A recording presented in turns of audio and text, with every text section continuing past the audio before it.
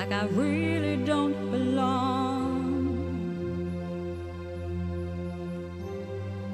I can't explain it.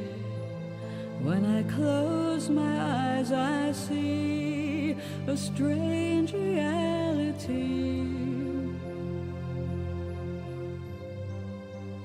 Am I dreaming, or on the edge of remembering?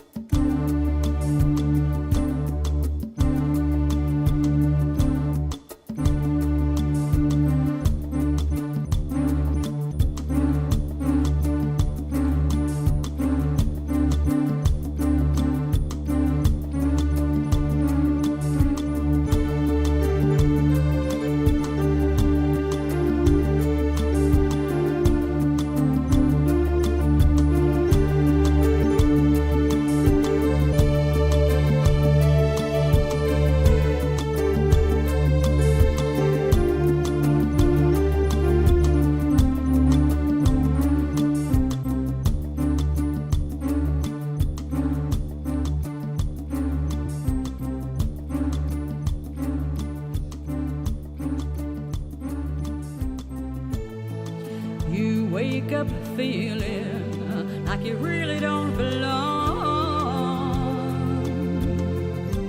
You can't explain it, but when you close your eyes you see familiarity. Are you dreaming, or on the edge of remembering?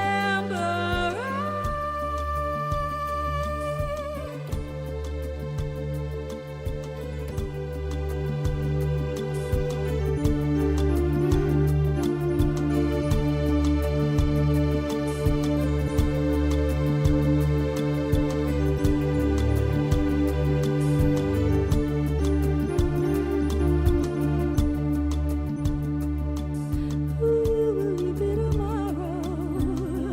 And where are you today?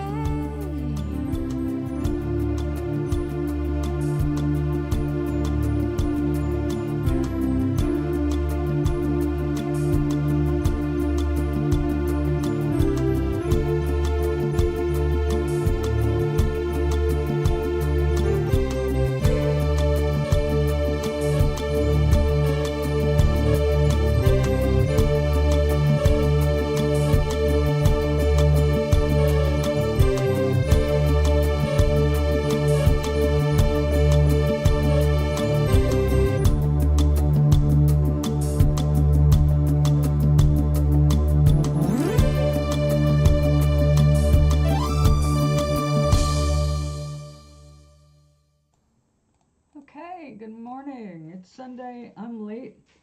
As I was making my tea, my necklace broke.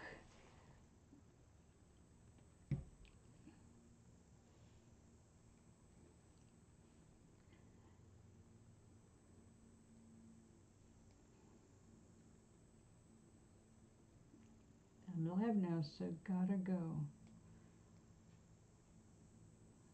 See you from the camera.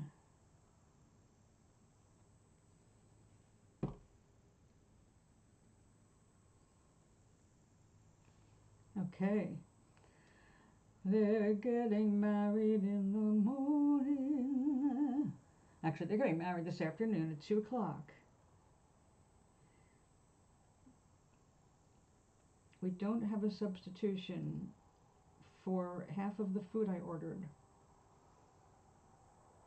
Great. Well, I'll get a couple pieces of chicken anyway.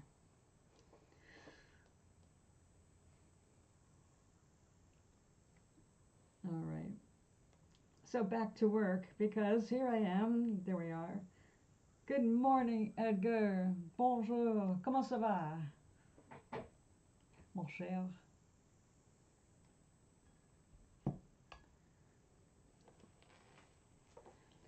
So I had a necklace on. Oh, my camera is crooked. Hold on. It's making me dizzy.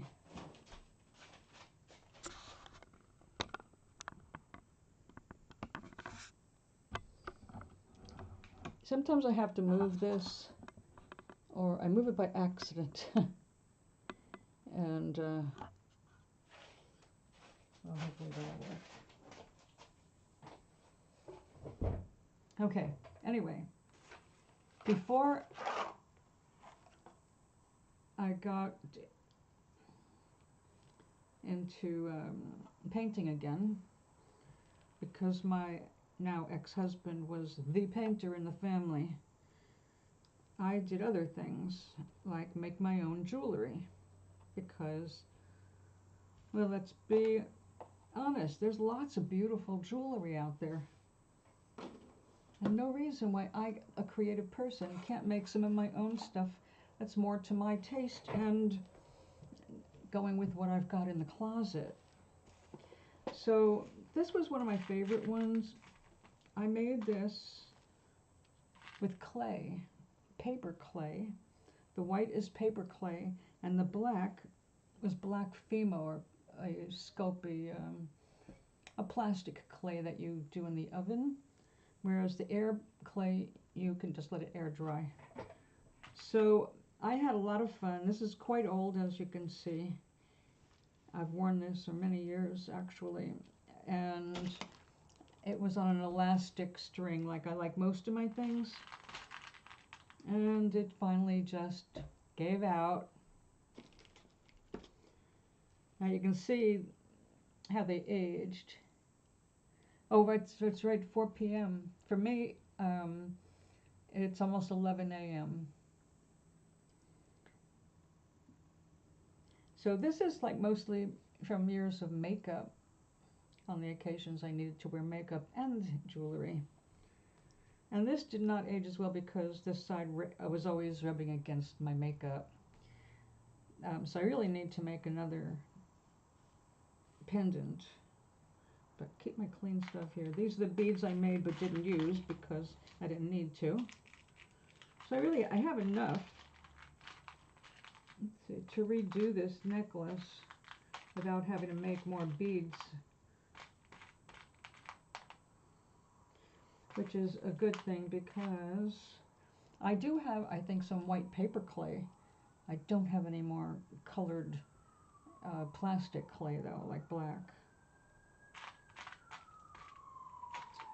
We've got some of this.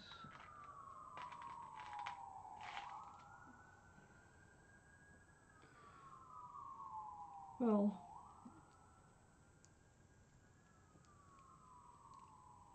I can keep the black ones. I believe I can clean those up. Don't think I can wash these though. You know, I will try later. Because after all, I did do all the work, and any work I don't have to repeat is good.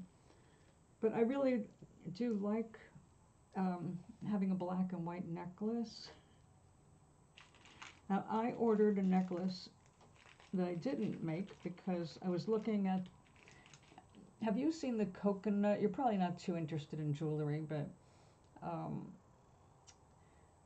I love all kinds of stuff. Sometimes I'm in the mood for jewelry. I got into wearing ankle bracelets for a few years, and I made a lot of ankle bracelets on the stretchy stuff.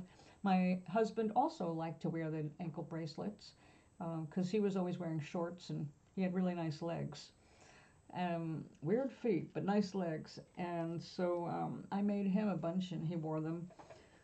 And we even sold a few, but mostly I gave them away. It was something to do while we were doing our shows, our street fairs, because you sit a lot when you're doing those fairs and you wait for customers to come to your booth, and while you're waiting you've got to do something, so I made ankle bracelets.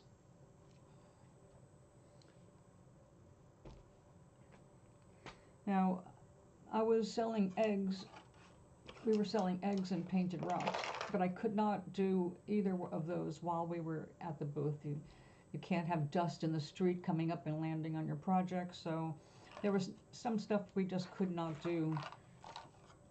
And although our real business was the painted rocks. There you are, good morning. That was an ambulance. We have a lot of old people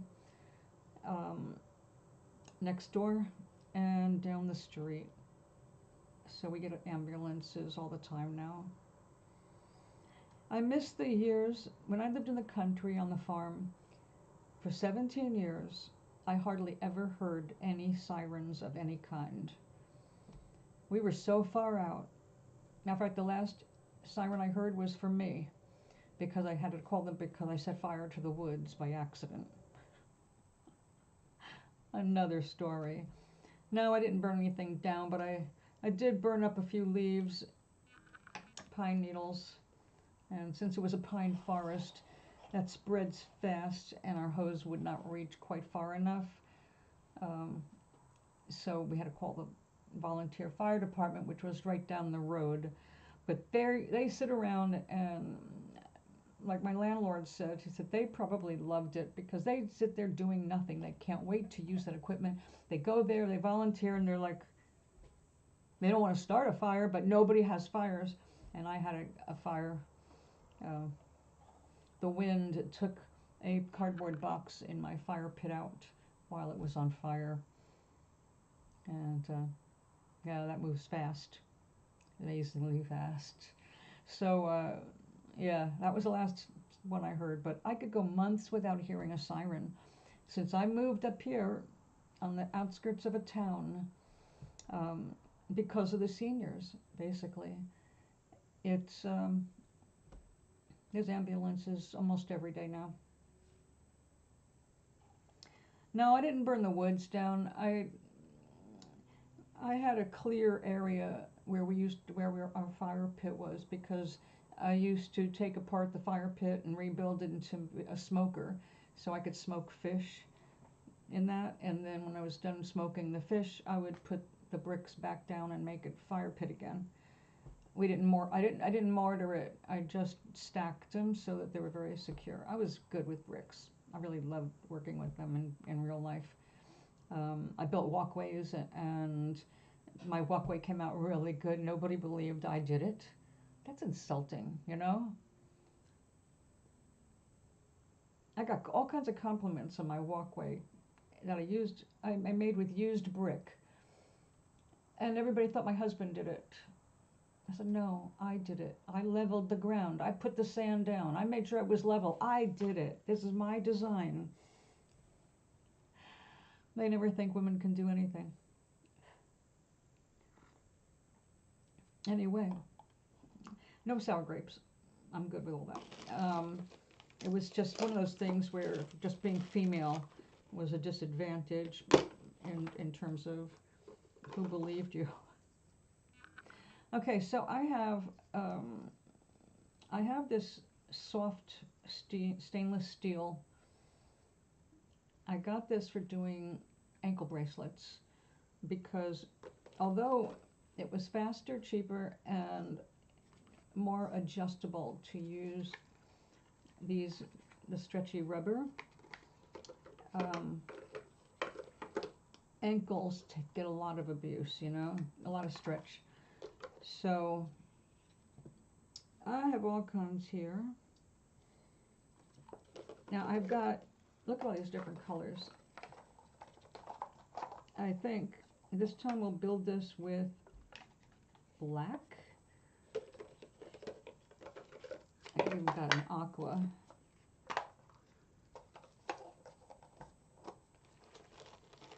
And I couldn't fit these in the container.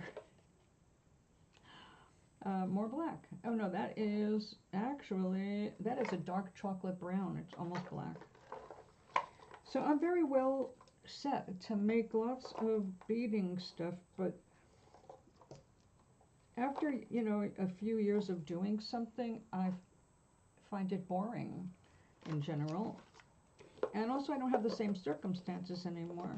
I did this because of being bored and out in public. public and having to do something while I'm sitting there doing nothing else.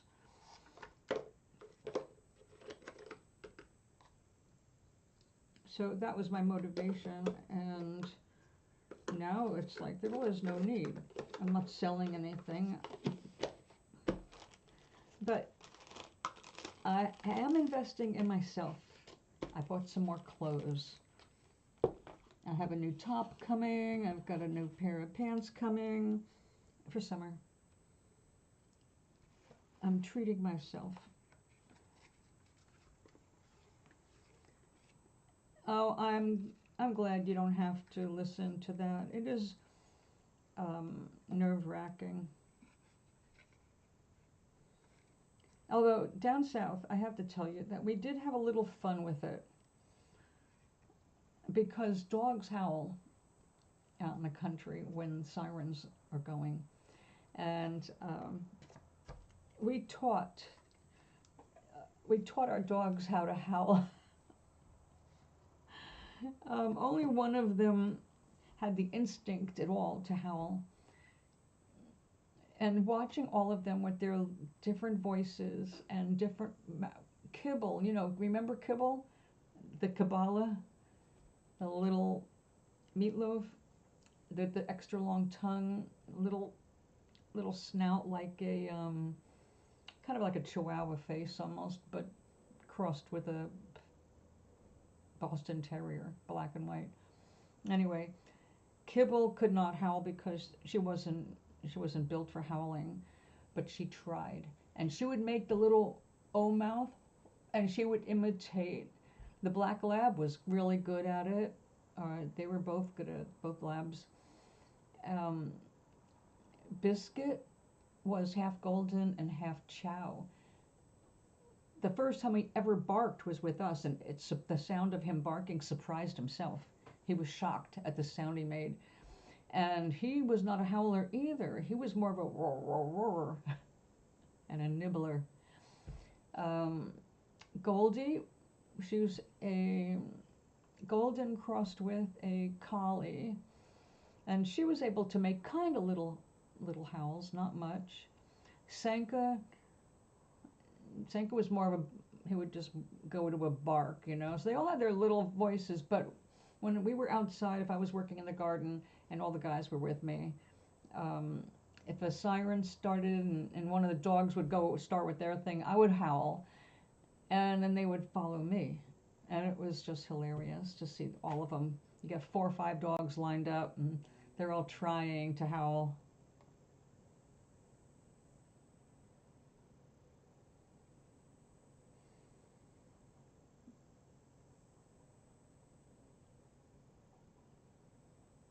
Oh, Gary, okay, I just got your note.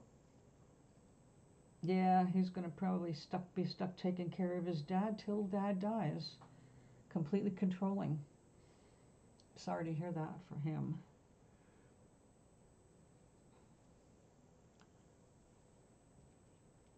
Well, I hope you had a wonderful visit.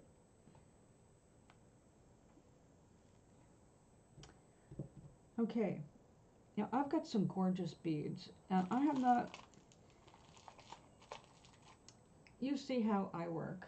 My hands are always busy. I get things caught. So I stopped wearing most jewelry a long time ago. I stopped wearing rings. We stopped taking care of my nails the way I used to, but I was going to be... I suppose I should think of this as being in public, right? But if I wasn't entertaining, I just stopped doing certain kinds of things. And if your hands are always in water, as mine were when I was soap making, you don't want rings on your fingers. If you are constantly leaning over a pot, you don't want things dangling like necklaces. So you just stop doing a lot of stuff that, when we go out. It's like, well, your clothes used to be made with the need for cufflinks, remember? Buttons or cufflinks. And they finally evolved past that. Oh, so I left off yesterday with this. I am making a felt flower, and This is going to have to be trimmed, and I forget, I have to look up what they use to stiffen it. There is something you can use to make it stiffer that's not toxic. So I will, when I get that all shaped out, I will pick out some of my beads. I've got so many, you name it, I've got. I mean, I'm not like a Michaels. Michaels has awesome beads now, but I've got plenty to keep things interesting. Now, some of these things, I got this on eBay. You know, those dollar auctions, you know, start at a penny and you end up paying $1. I got some really nice beads that way. This is what I got. I think it's a dozen crystal beads. Yeah, they're gorgeous beads. Check out this color. These are so beautiful. I might end up putting them in my 100-year-old scarf, because the scarf is very close to this color. Now, normally you don't put crystal beads in a scarf, but you can have them dangling.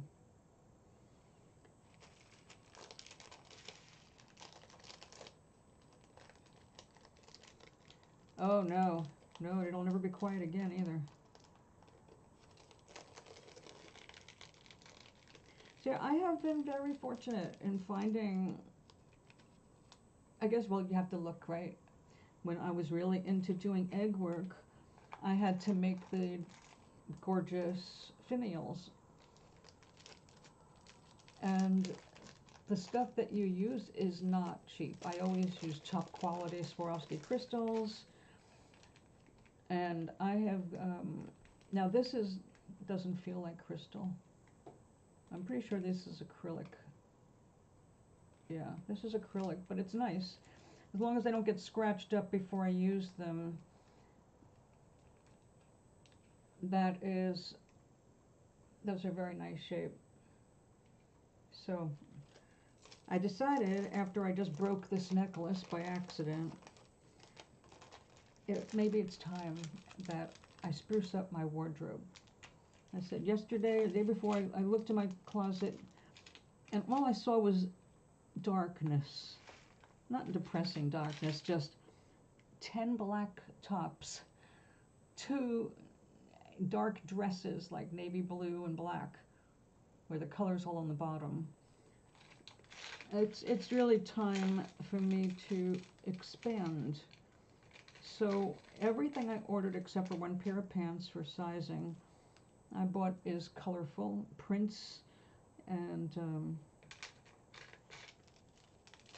think so I can recreate my look.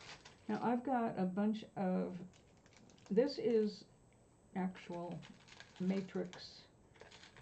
When you see matrix turquoise, what that is,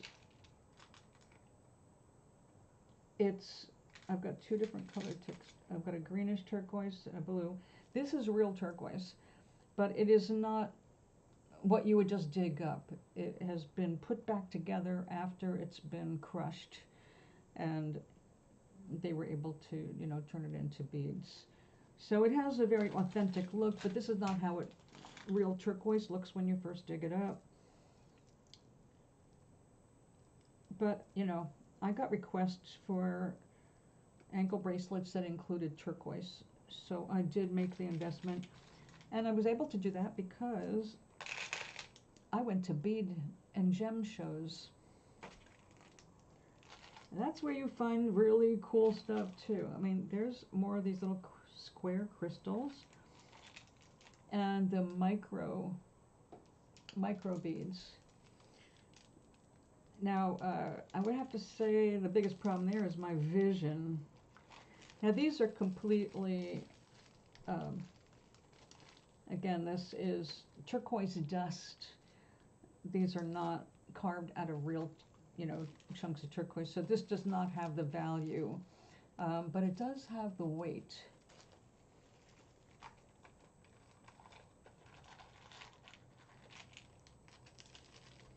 So we've got blues there, more blues, blue, green.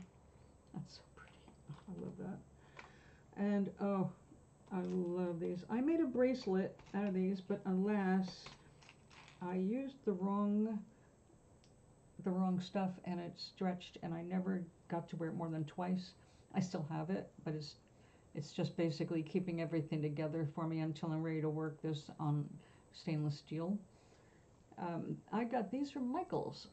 I mean, they do have some gorgeous beads. This is a really nice crystal bead. It's real crystal.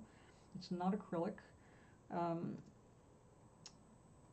Yeah, you know, I was a rock collector, you know that. And to the point where I went and dug up my own specimens and went hunting for them in the woods and in the waters and in the mines. So I was into it. But then I ran out of room. I mean, literally, there was no place for me to put my rocks anymore. And that's when I got more into jewelry.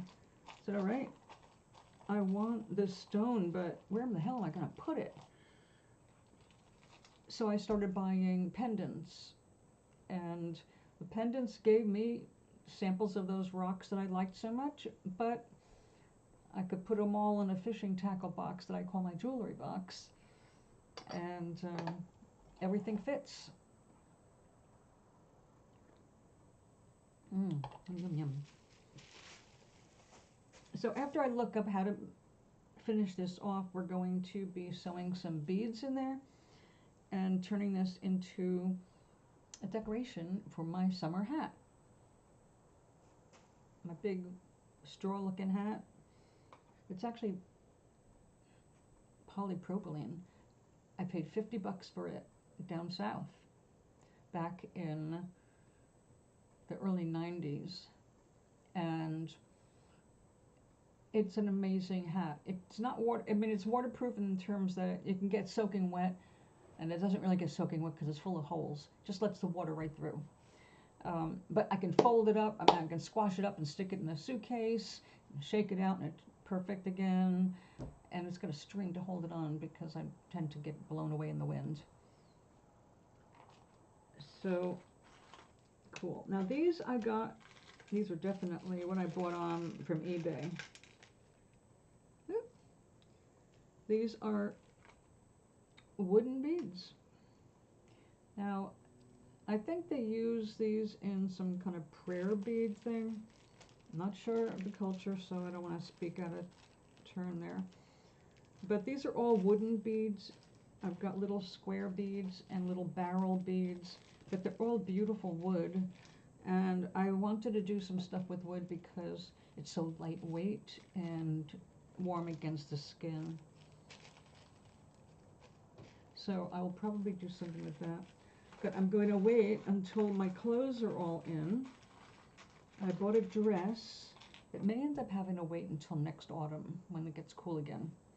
It's starting to warm up, or will be within a few days. Oh, these are the little pig noses for Toblerina. Ah! Okay. One of the Toblerina costumes, I had every toe wearing a little piggy nose because I had them in a scene and with a blanket. It was pigs in a blanket. That's my toes. Yeah, I'm not somebody that caters to foot fetish people. However, if you like comedy with your feet, I'm your girl. Okay, so that is, we've got these. For some reason, I thought I was going to do black between each one. What was the problem? Well, I kind of like that. All right. I have to get some more beads. I'll be right back.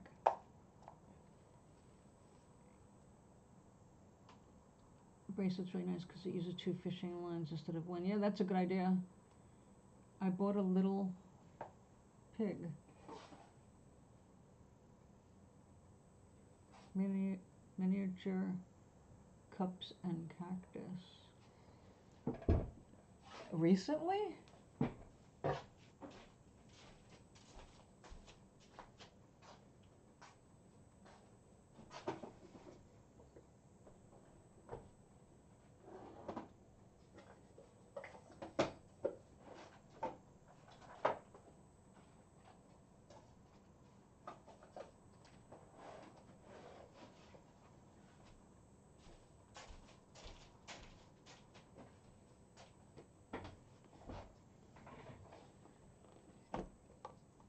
Now, I was going to start this today, actually in the kitchen, because I started making chicken bone broth yesterday.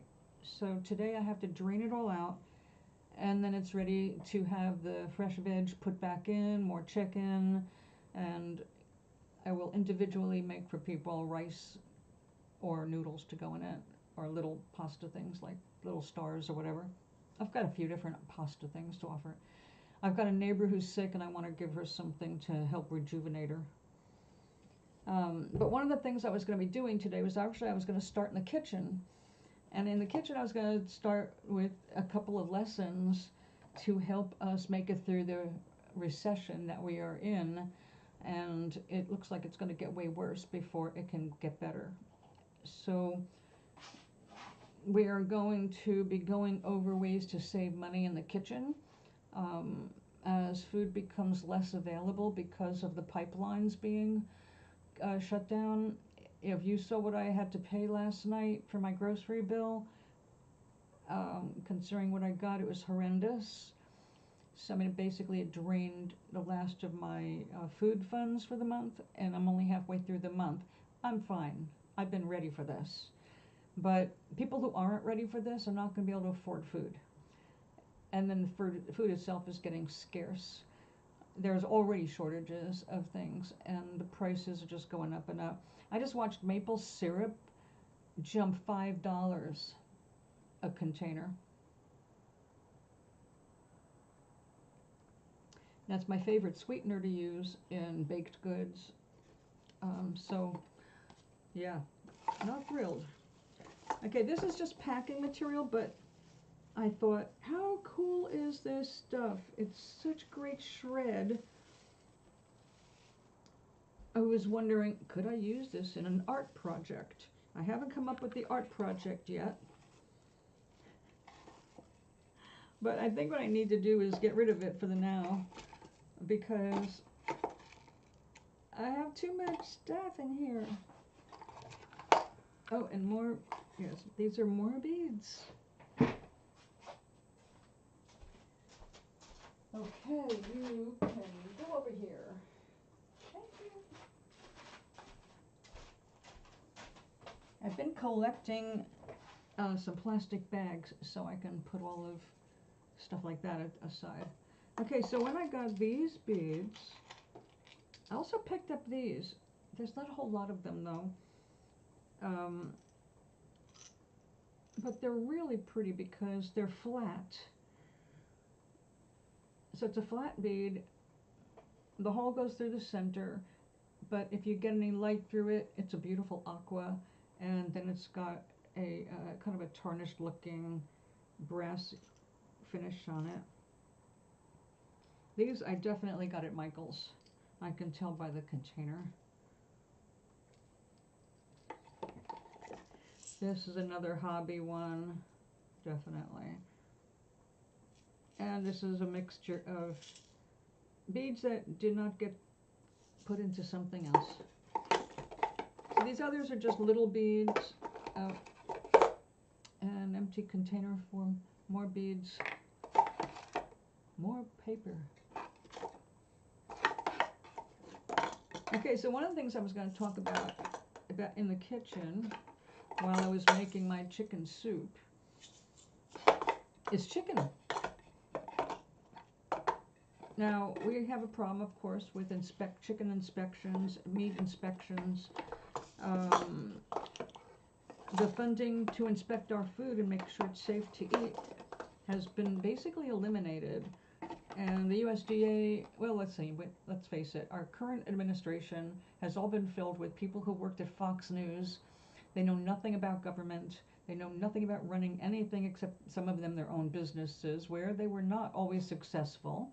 And they even got arrested for crimes they committed in their businesses, but somehow they're in charge of our government. So this is what we have to deal with until we can replace the inept and the ignorant with people who know what they're doing. So you have to guard your own welfare, all right? Because no one's watching out for you anymore. If you're not watching for you, there's nobody else there. So this is, of course, very concerning. But we don't have to panic. There's lots we can do to protect ourselves.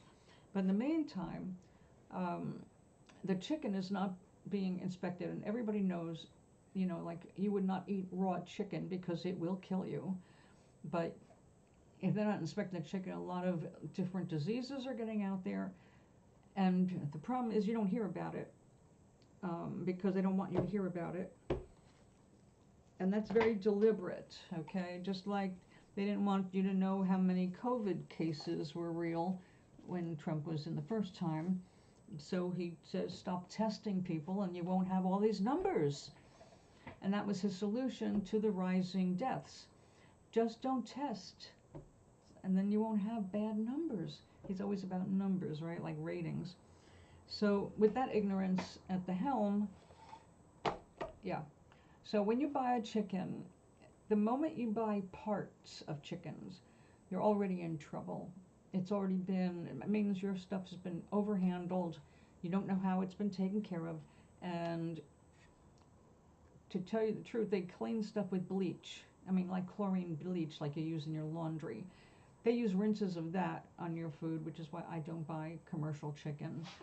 But if you're going to have to buy your chicken, buy a whole chicken and cut it into parts yourself. Yes, when you're first learning how to do it, it's clumsy, it's gross. You'll get used to it because the savings in your health and your money is so huge when you do it yourself. You can buy 3 chickens for the price you're going to pay for a package of the thighs and a little package of the breasts and the separate little legs and wings. So yeah, you can do yourself a big favor financially. Buy a whole chicken, cut it up and freeze it. You will be amazed at how much money you save by doing the butchering part yourself. Also, if you get a whole chicken, that means it's been way less handled and exposed to contamination. You're getting it as fast as they can get it all plucked, washed, and wrapped. But when it goes into the line where everybody is handling it, you don't know who scratched their crotch before they cut something. You know what I'm saying? They've already seen people do stuff like that, so sorry to be gross, but you're letting other people touch your stuff that you have to then put in your mouth. Think about it. So the healthiest chicken is one that you cut up yourself.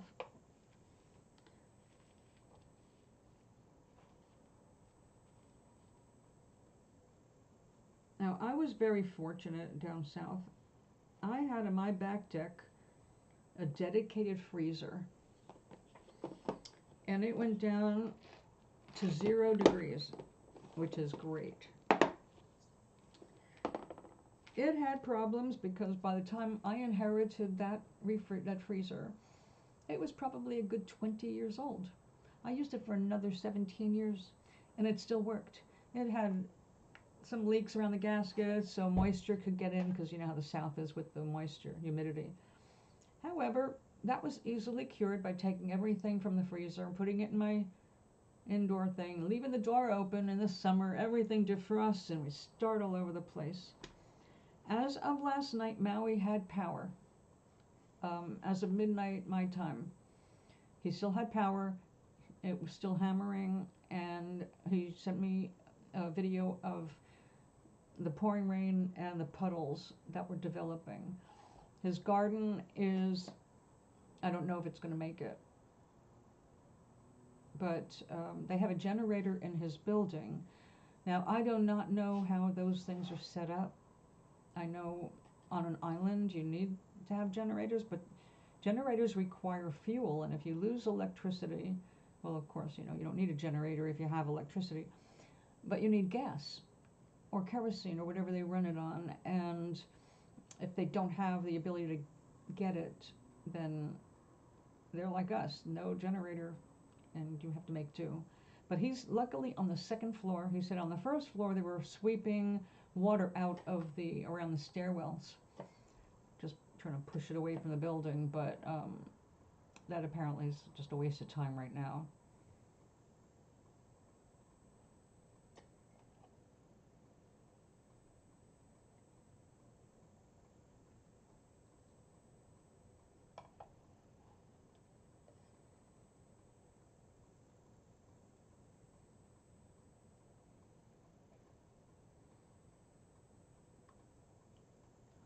I know that Maui specifically is getting hit, and he sent me the weather report. Let me take a look. It's too early for him to be up. Generally, oh, you got 5 messages there.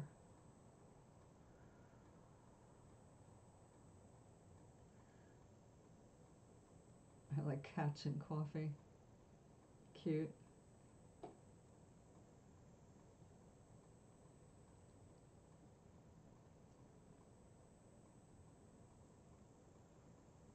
Glenn was a Sagittarius. Okay, let me see how Maui is, if he's up. I wished him good luck overnight.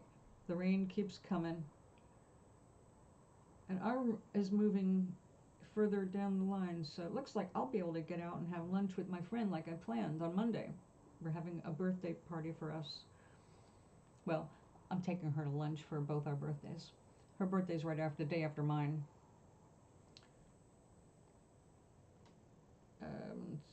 I don't know if he's awake, but I'll go checking in with you on behalf of the gang.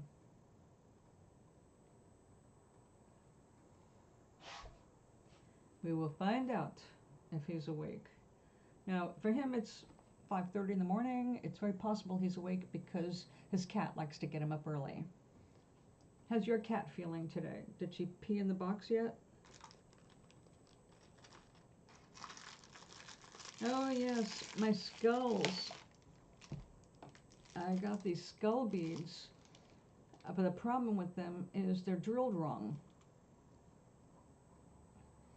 They're drilled through the top to the bottom of the skull, which means on a necklace they're going to be sideways, which to me is stupid. Now I do have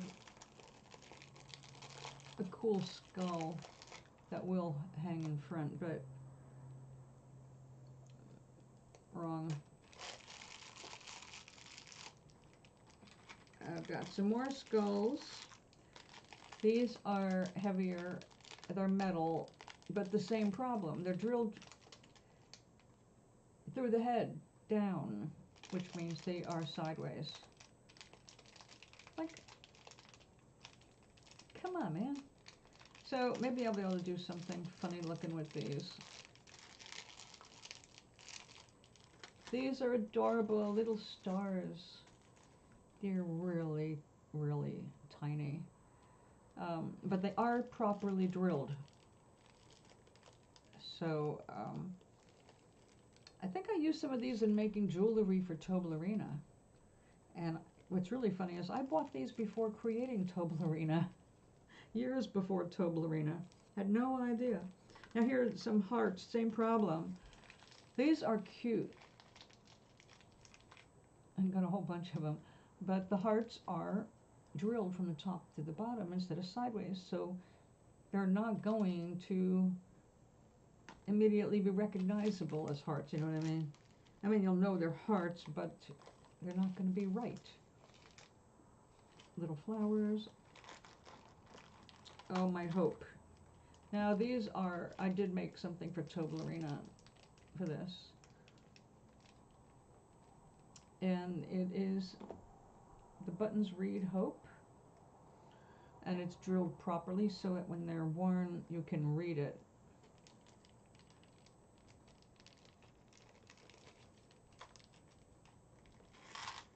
Oops. Alrighty. Let's make sure nothing else is open and gets tangled up with those. These are just cute spacers, beaded squares. Yeah, we'll take care of you. I've got such cute beads here. I got good bargains on these too.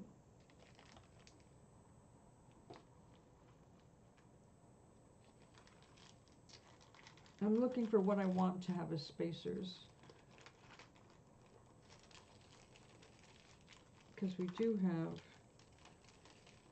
quite a variety. Now these are little checkerboard hearts.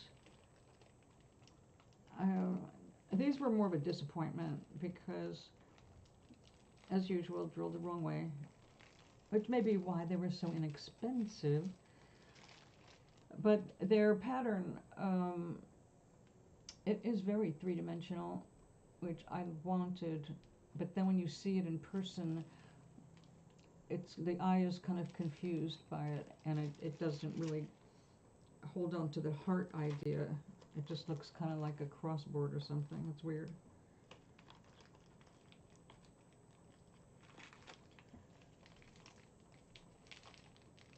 These are square-ish beads, like they're round and just barely made square by stamping little hearts on all four sides. These are more cosmic looking, round, typical. This is pretty much your average spacer. And they do, you know, when you're looking at them between beads, they are very elegant. This depends on what you're making. I've also got rhinestone. Actually, these are not inexpensive rhinestones. I think these are actual crystal. All right. Yeah, they're pretty. So these are more of the connectors, but inappropriate with clay. These are overly dressy. I've got a lot of the clear ones. These the same size? Yes, they are. What do you know? I guess I was ready for a project I never made. But I got incredible deals on them, or I wouldn't even have them here. It's like, okay, well, when I'm ready to sit down, I've got this ready to go. These are a dark blue crystal. They are very pretty, but to match these up, you're going to need a larger bead than I'm working with today. Oh, these are adorable. Keys.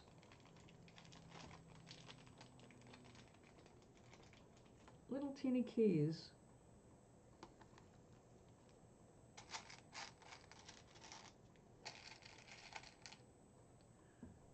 Now these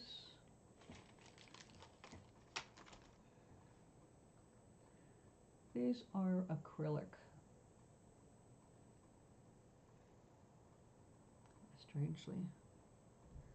They are two-layered acrylics. They use white down the center, which helps the color show up way more. And I've got them in a few different shapes. They're very cheerful. I think I'll probably be using a bunch of these for summer jewelry after I get my clothes, and I will match the beads to my new clothes.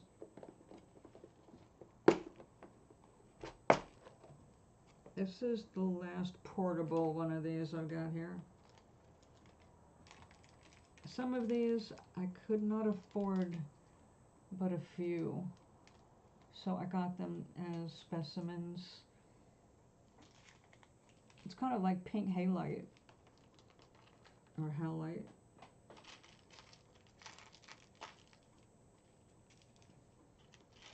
I see some of my beads escaped while I was moving. They got confused.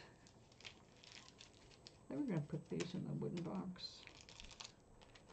Oh, check these out.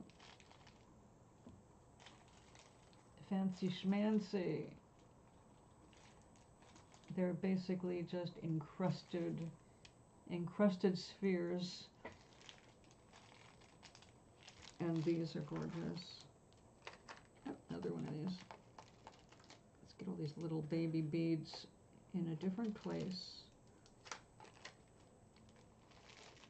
And this is what happens when you either go to a gem show and people get their beads mixed up, so to get everything cleaned out, rather than sit there and separate things, they waste them into little bags and then just sell you the bag of mixed beads. And sometimes you end up with some really cool beads. Now check these out. These are Aurora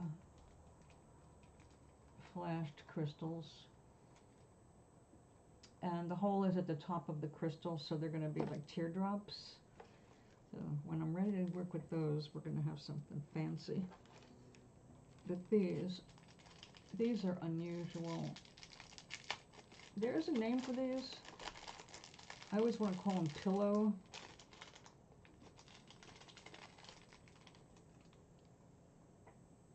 That is just a beautiful bead. And in this case, it doesn't matter which way it goes through. It goes straight through, side to side, the hole. But it's so beautifully faceted, you don't even really see the hole through it. It's been disguised for the most part by the faceting. But I only have 4 of these. So it's the kind of thing where you have to really plan what you're making, because you just don't have the ability to buy more of one. This, whoops, this is untied on one end. This is definitely an eBay thing. I bought these. I bought a string of these mixed crystals, and they are, for not being Swarovski, they're not bad. They're pretty consistent. We've got some beautiful colors, and they are highly polished. It looks, well, they're definitely faceted. They're not fire polished. Fire polished has softer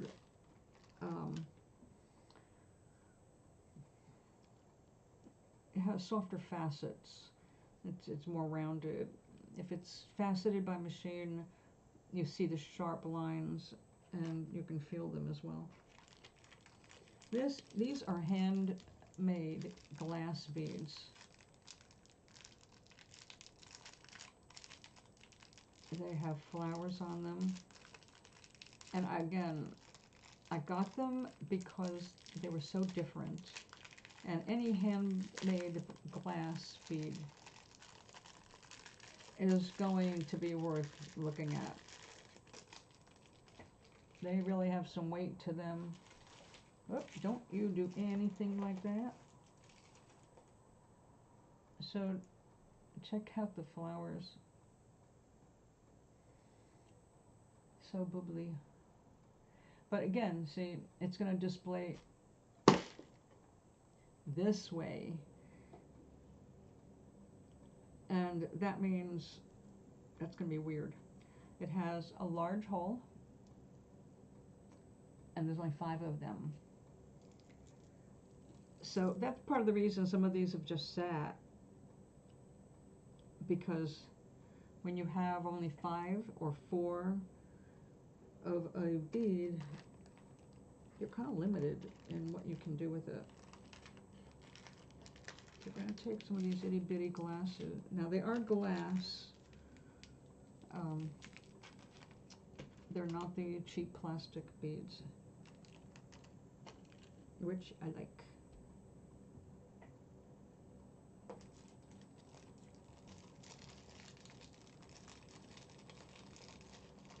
Yep, that's what these are, tackle boxes.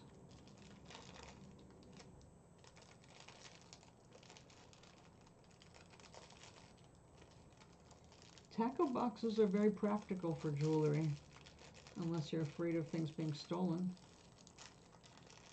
They're practical because they've got all the ability to break them up into little places, you know, little pouches, and they are transparent enough that you can see where some of your jewelry is without having to open everything up. And my makeup, I keep in makeup pouches under the bathroom sink, where I'm more likely to use it.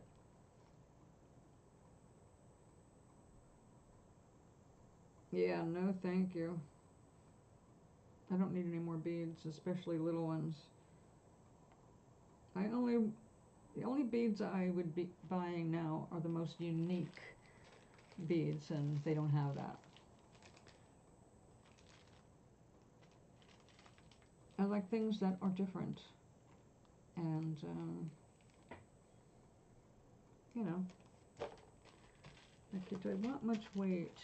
We're gonna use the black this time.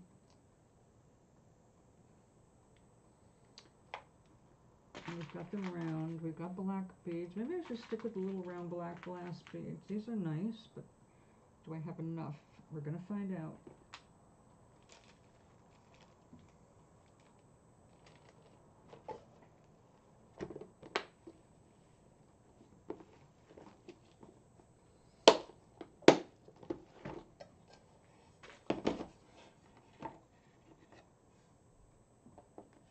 Okay, beautiful glass. And it's like, these are way too tiny for me to enjoy working with. So I'd rather, if I'm just going to buy more beads, I'll go in person and pick something out. Michael's is carrying a gorgeous array of beads. And if you don't like what you see in one Michael's, you can go to the another Michael's. And they're, of course they have their markup, you know, but they're not, it's not bad if you're just going to buy a few beads to finish a project. I just don't have any, I don't have the need right now. You know, I'm not making a bunch of jewelry until I do guess now I did buy a necklace from Temu. But first I went to see about getting the beads to make my own. And I realized, you know what? At this point it's way cheaper. I spent $2.05 to get a necklace that I would have spent more than that getting the beads in different colors. And the beads are just made out of coconut shell. You can't always get, you know, what you want. And I can get some unpainted coconut shell beads at Michael's. I've seen them there.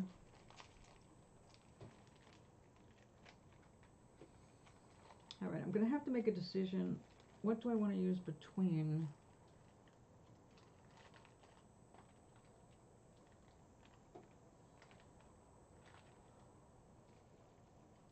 I could go traditional and small. Alternate these with black beads. Let's do it.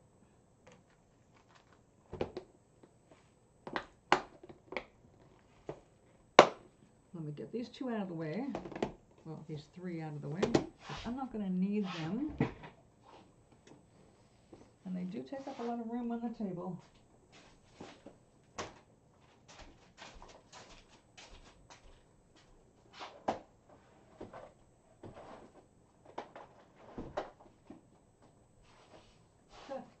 That's not even going near the stuff I have over here for making my eggs. Well, I've got some great stuff here. Oh, yeah.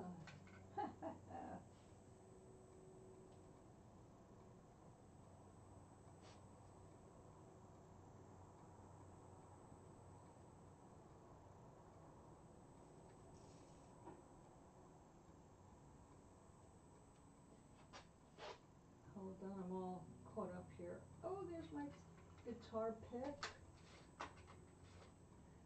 My old ones.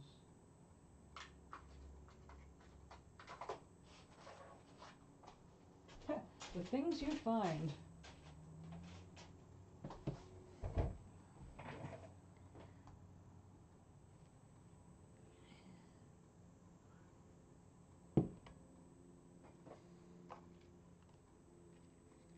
Okay.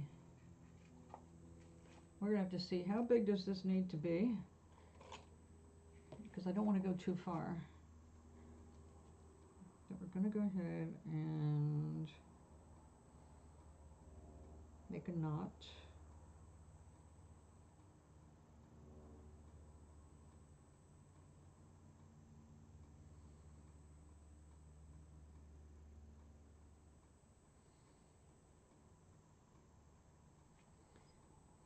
And you're going to remember pre-stretch it before you put beads on it.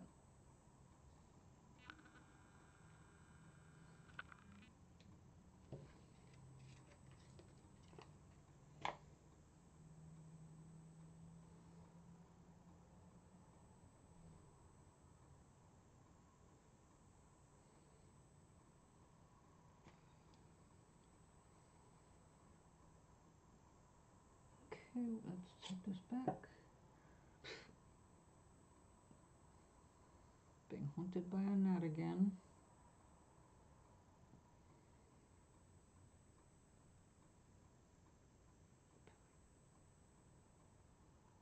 I'm so psyched for my nephew today and his fiance, soon-to-be bride.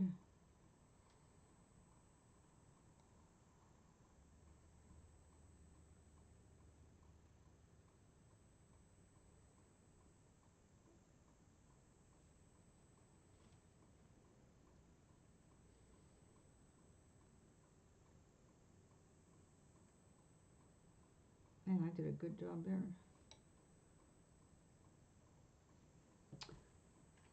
Well, let's go ahead.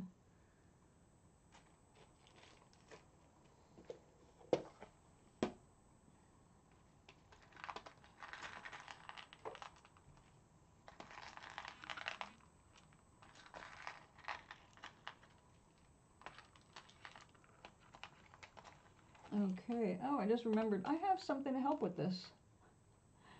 Now that is squashed. I have something made specifically for this. So let me get it.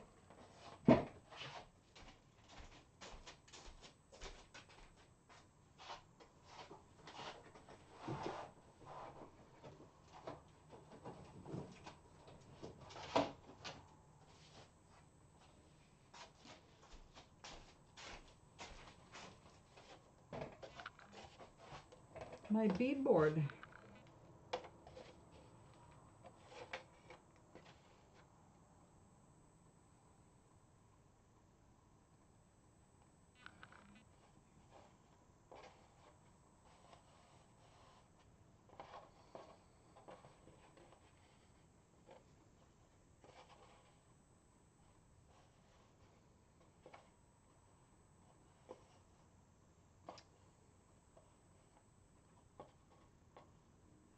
Right there.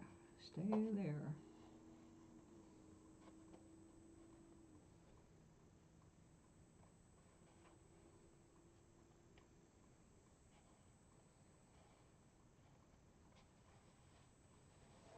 Good. I've got plenty to work with now. But the thing is, let's lay it out right. I'm going to use this again. So we're going to do that there.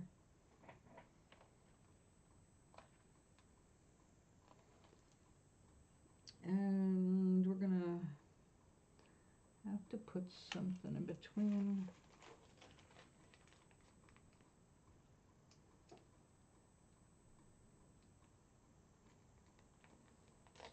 And what I should do, if I'm going to invest in anything, is get some of these in gold. I hated gold for so long, but I like it now.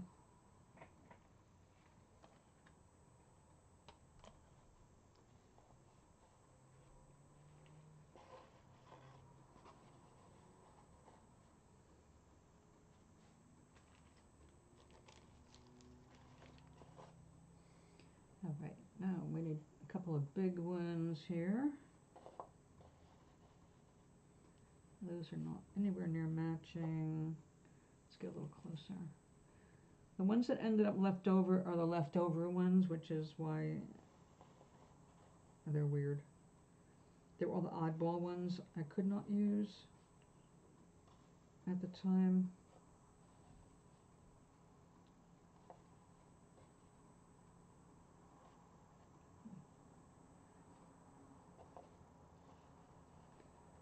We need sizes.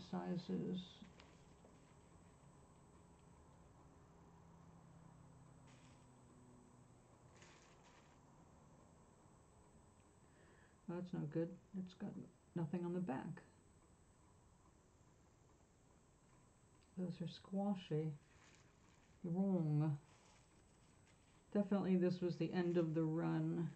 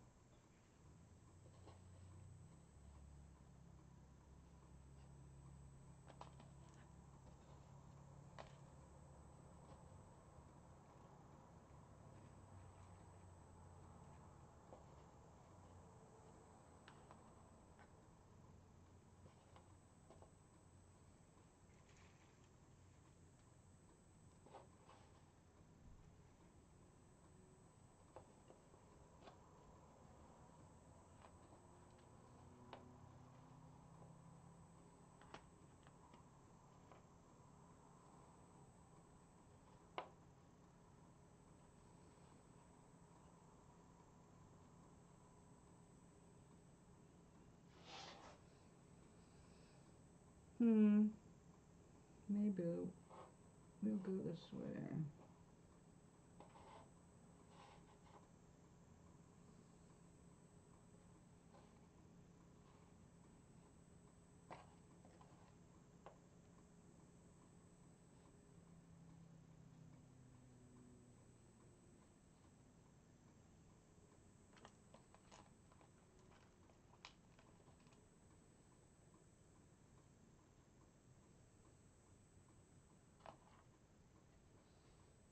You're gonna bead, bauble, bead, swirly. Oh, we need more beads.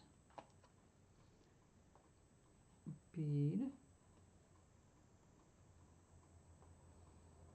bead, oh, swirly, a bauble. That's it. Beads, baubles, and swirlies.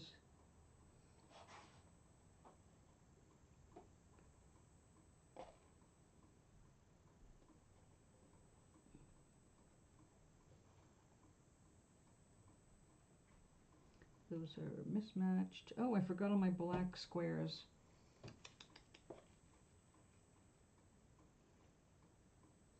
After making all these little beads, you have to have something geometric.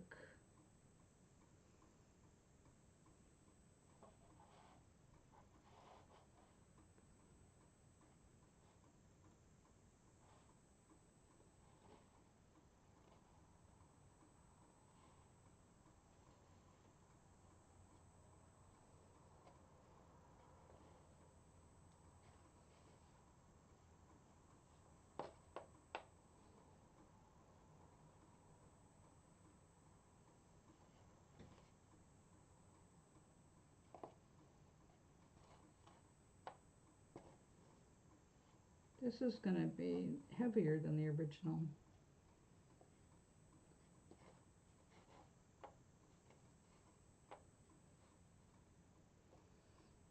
Okay, we've got wrong.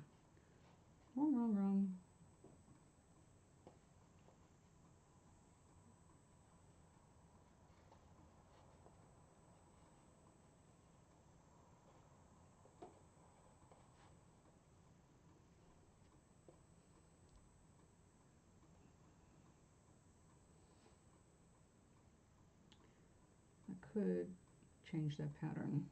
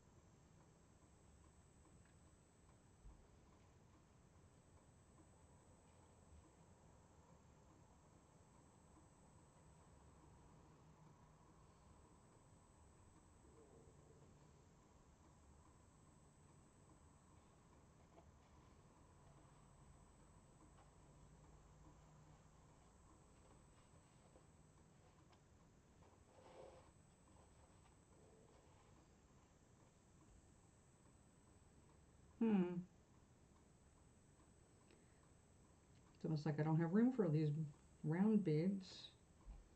I guess I better start putting it together, because it looks like that might already be too much.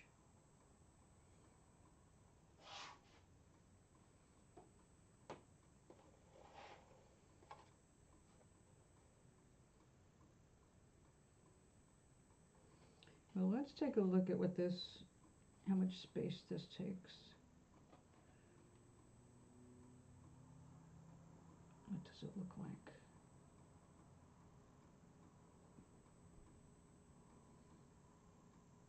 Yeah, this is a job for younger eyes, I'll tell you. With threading a needle. See, I wanted to do a workshop with my neighbors. I like to come up with things for my neighbors to do. We've got a creative circle every Friday morning.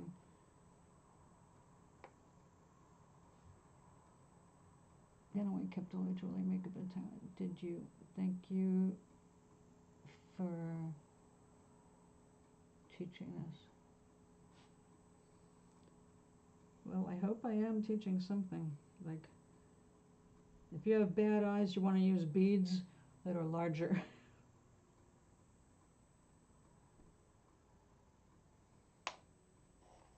Now, there's nothing wrong with these beads. It's my eyes. I can see light through it. I know it's there. This plastic is a tighter fit for these, but should work.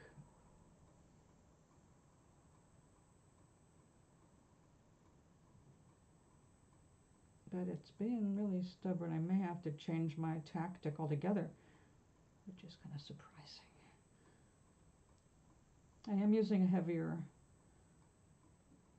elastic. Yeah, this doesn't want to go through. Okay, well that just right there changes my whole plan. That means all these little black beads I can't use. So come on out. We're going to have to replace you with something else.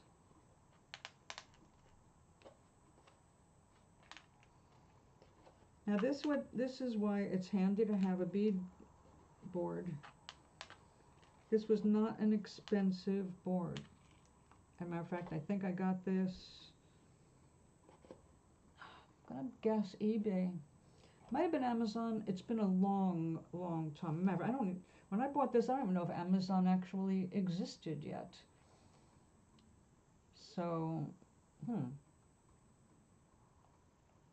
yes, before Amazon was the half price club kind of thing. They did books and videotapes at half price, usually way cheaper. That's why I ended up with hundreds and hundreds of videotapes, because I was able to buy 10 at a time, because a lot of them were like $1. And It was worth it. I got a whole library, and you know, how can I possibly complain about that? Okay, so I need a bead with a bigger hole to go in between the baubles. There's another word for them. I call them baubles, beads, baubles. I think commonly called spacers.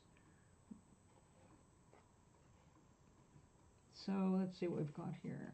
I've got 1, 2, 3, 4. So let's throw those in there.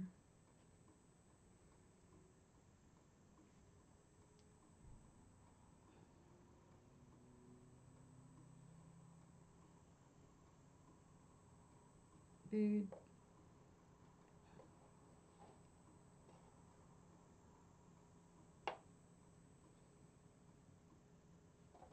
Okay.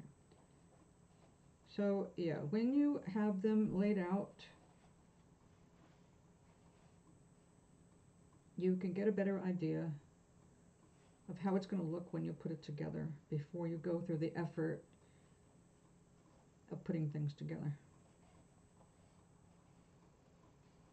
Okay, 1, 2, 3, 4. Yeah. 6.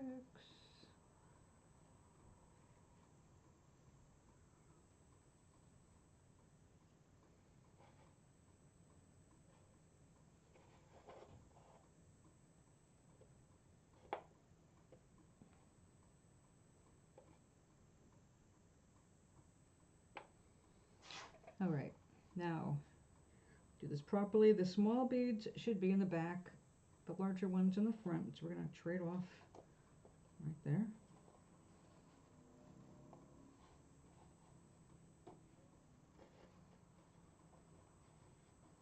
This is what they call a flocked. It's, you know, the velveteen finish. It's flocking, and it's just enough to keep your beads from going completely crazy when you lay them down. Because, you know, beads are very slippery.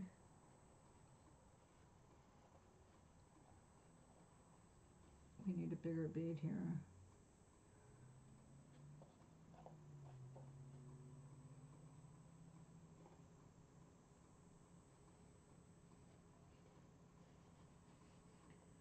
Okay, got that, that,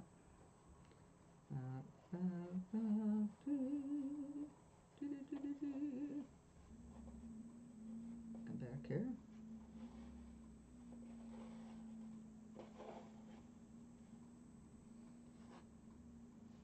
And we'll have ending ones.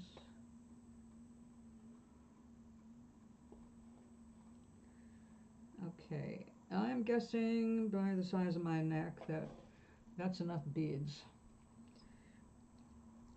But we do need to make sure they all have a little spacer. Yeah, they're not expensive at all. I mean, let's put it this way. If it was expensive, I probably would not own it. Yes, I did invest in expensive beads. Not on Temu. I had to go into Los Angeles to a place that was specialized in crystal and beads and trimming. You know, they had all the high-end stuff. They did not carry fake crystal. It was all real crystal. They had bargains on fire faceted. Used to get those from, I want to say Poland, somewhere there, somewhere around there, where they fire polish them so they're shiny, but they're real crystal, but they are not. They're softer. They've got softer edges. They're very pretty, but they don't give you the sparkle that a Swarovski does. Also, Swarovski has more lead, and that contributes to it. Yeah, but then you go, if you're into beads, you start sourcing them. I was making expensive eggs. My eggs were starting at $50. So, and that was back in the 80s and 90s. So I made expensive eggs. But the reason some of them were so expensive wasn't the carving I did, but the stuff I bought to put on them and in them, or the finials. Make something to hang it by, and then something off the bottom of it. So I used beautiful crystals because they just were so beautiful, nice and shiny and sparkly. And at that point in time, I'm not even sure if Michaels existed at that point. Probably did. Um, yeah, probably did. But they did not at that time have high-end crystals. Now, when people started really getting into it, they started stocking better stuff. I'm disappointed I can't get the black beads in there, but I'm not giving up because, like I said, I had all that other stuff. Yeah, when you start looking at the beads, now I have not done bead shopping on Temu. Quite honestly, I don't need one more. I'd like to do more with what I've already got and see what I can figure out. If I plan something and I'm short something, then I'll go hunting for it. But right now, my investment is in wool because I want to make some clothing and additions to my wardrobe. And all of this now, all my life, I've just given away all my stuff. Not because of any complex, it's because I love the making of things. And then when I'm done making it, well, you can only make so much and it's just hanging around, right? And I really did not enjoy creating sales. We did the booths, we did it for a few years, we did street shows, and I did like that. But you can only do so much. You can only make so much. And if you start to make too much, I had friends that I loved them dearly, and their specialty was the one thing that never fails at festivals, was when you do stuff for children. I have done hundreds of festivals. Daytime, 2 days, 3 days, where you have to camp out. And I'm telling you that people will walk by everything except for food. No matter how appealing it is, even cheap, all right? I had some rocks I sold because they were $1. I painted them, I made them as souvenirs for like the Strawberry Festival in Ventura. $1. Just so the kids could get something, all right? And I saw the parents, but the one thing that gets them, the children's tables, entertainment for small children, where they can build something, make something, and the sloppier the better. Face painting, things that keep little kids busy cheaply, especially for families that have multiple children and they need to do something for all of them. So you know how it is when you've got a bunch of kids? You cannot do for one without doing for every one of your kids. So my friends had, well, if you were just glanced at them, you'd go, oh God, it looks like a flea market, because they had so much shit on their tables, but it was organized. They, over the years, just, made different things depending on what was the vogue or what they could get it. Like making sand paintings. Remember that, sand paintings in a bottle? So they had squeeze bottles full of different colored sand, and the parents would buy a clear plastic something, a shape, whatever, for the kid, like $1. And then they would buy so much, for the sand, I guess. And then the kids could just stand there with the different colors and they could build their little thing. It keeps them busy for like 15, 20 minutes, gives the parents a rest, they can breathe, and their tables were never not busy. From the time they opened till the end of the show, they had parents flocking over there with little kids. They had some stuff, some years that was edible stuff that they played with, and other stuff that was just artistic. When you remember when we were kids, well, you're so much younger than me, but you probably had it too. One of the things that they used to have at all the different places for kids, spin art. Remember you buy, and it was expensive. It was expensive back then, where they had this spinning table and a piece of paper that would help things dry fast, and it was in a box so that when it spun, the paint wouldn't get in on anybody, and then the kids would just be able to grab the different colors and throw them on, right? Okay, so it makes a mess, it's cheap, the kids go away with this weird thing that they made that they never can use for anything, but they love it because they made it themselves. The parents are like, oh, thank God I didn't have to go all the way to the end of, you know. So it's really interesting to watch those festivals. So if I was ever going to get back into doing festivals, it would be 100% for children. I would not be doing all my fancy art and trying to sell all of that. Exactly. But who mostly did those things? The sand art, the spin art, splashing paint on clothes, tie dye. I saw so many great ideas. It just depends on what do you want to invest in. Like, okay, I did Autumn Festival one year, and they had a make your own candle. They had candle making stuff. And what they had was vats of different colored wax already melted and wicks hanging on strings. I mean, strings hanging, the wicks hanging on rods. And you got your rod, or you got to do a bubble candle. They had three things. It was the dip it, so you could just keep dipping it into the different colors, and you could make it as big as you think you could make it, which was not all that long because it takes a while for the wax to cool down. And if you try to do a lot of layers, it just starts going, so you can only go so far anyway. They would sell those, and they had the pour it over ice cubes in a mold and take the mold away, and you'd have this cool looking ice cubey, like a Swiss cheese candle, with a regular taper in the center so it would burn. And the third one was pillar candles that had already been dipped in different colors. So then you would take a hot knife, and you would make curls, or you would hire, you'd pay them to do that kind of work. You would buy the pillar in the colors you want. You could finish it in the color you want, and then they would slice it, and then the wax would make all these beautiful curls. And it was beautiful, but it was also, for a candle burner like me, pretty useless.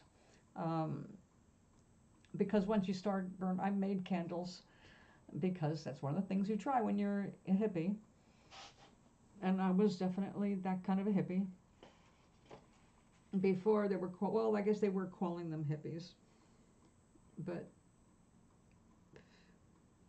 I was not at the time old enough to be really part of that, because I was the class of 72, so 18 and 72, you can only do so much. Okay, I really want something between, not just, then again, I guess it would get too heavy. All right, we're just going to use these spacers and call it a day. So let's start.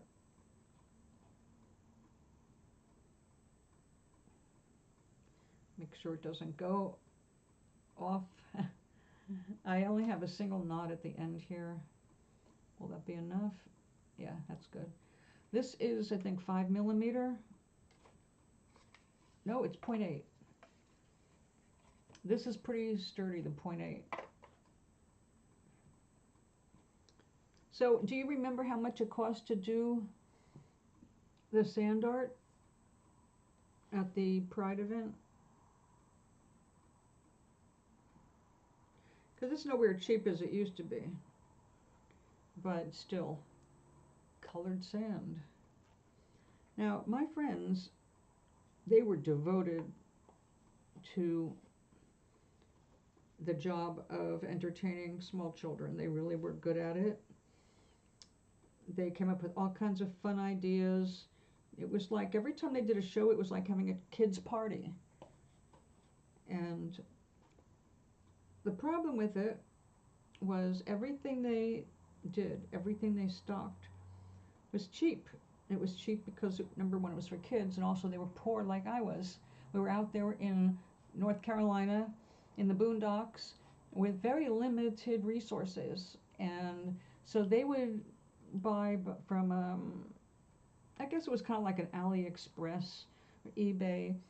They would buy supplies really cheaply, and they spent every day in their office surrounded by boxes of crap, putting things together specifically for the next show.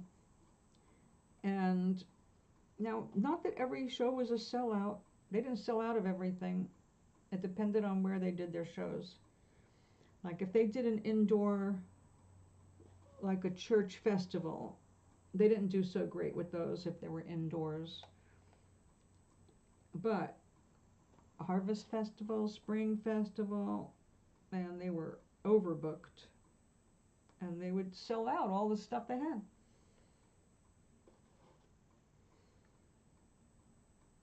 The make your own bit, your tables will never be empty. You'll always have somebody lined up to check it out, to try something. All right, do I like this? It's kind of chunky.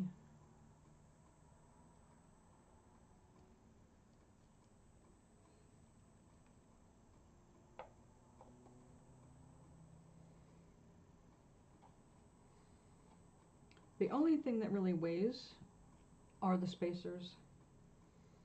The beads are made out of paper clay and Fimo clay.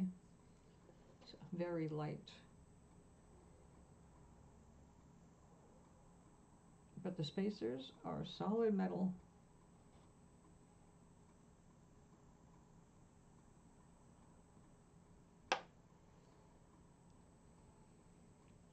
So when I was looking on Temu for summery looking clothing, and I saw all those beautiful bright colors. Normally I completely eschew bright colors. I've always been more of a, I don't know, black. I'm very fond of wearing black.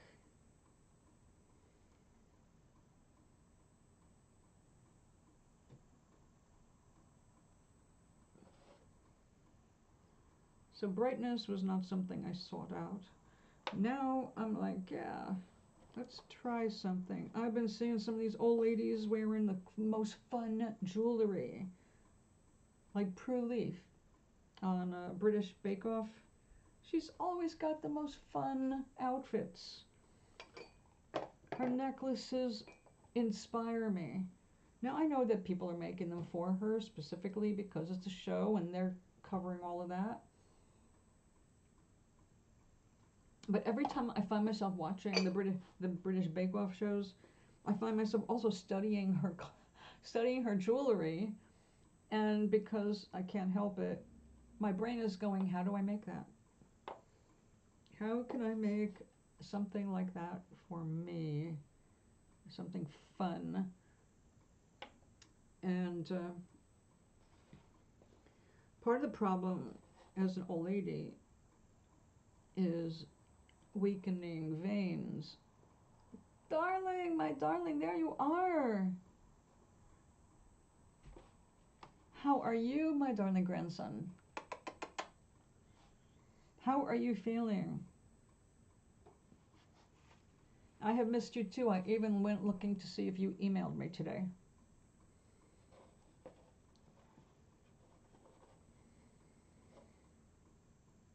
So I'm sorry for your loss. This is one thing I never got clear on. Is this the grandfather and grandmother couple that your mother did not want you living next door to?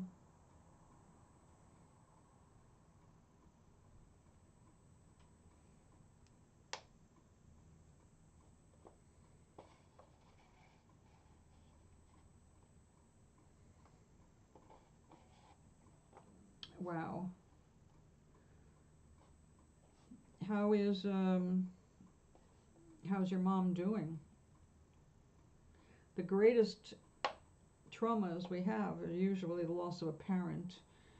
Even if we're not close, the whole psychology of losing a parent, it affects us.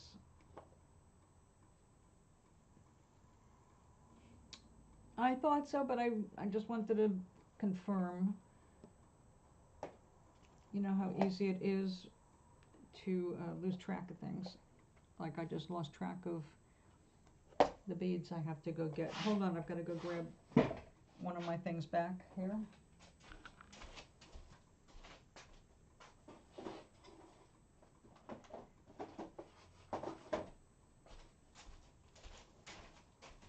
I was on the way to start the stream and I went to the kitchen to get my tea and my necklace just broke and scattered beads that went even in the living room, all over the kitchen and into the bathroom. It's like, okay, now I would have just left them there, quite honestly, because that's how much I care. But I was afraid I would slip on them, being round beads. So I thought it'd be more prudent to just be a little late starting the show and pick up after myself. Where did I put them? Goodness gracious. Come back here. No, those are giant. And those are adorable, but they're square. No. What did I do? Oh. I wisely left them out here for easy grabbing. Okay. I wasn't sick or anything. Oh.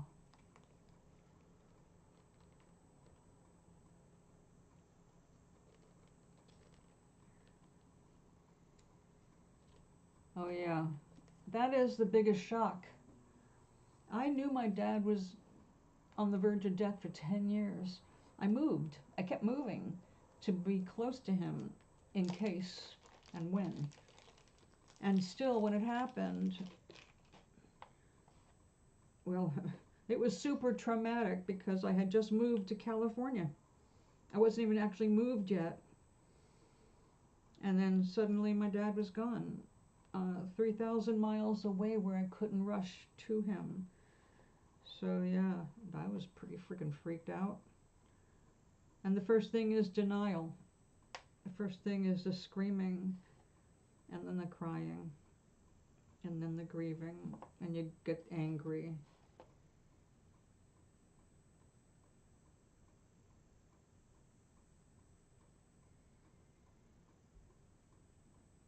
They drove to the hospital and they went to go feed the cows. Is that where he died? In the cow pasture? Or barn?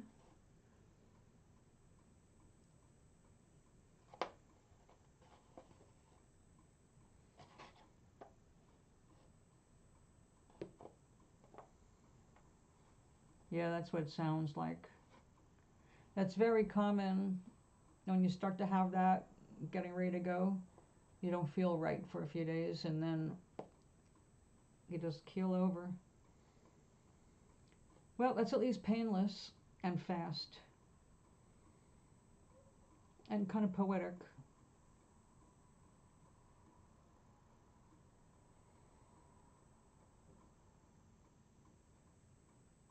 I'm sorry. I mean, I know he's still alive, but not to the eyes, so yeah, it sucks. Really, I wouldn't be so calm about people croaking if it wasn't for my father visiting me 16 years after he did.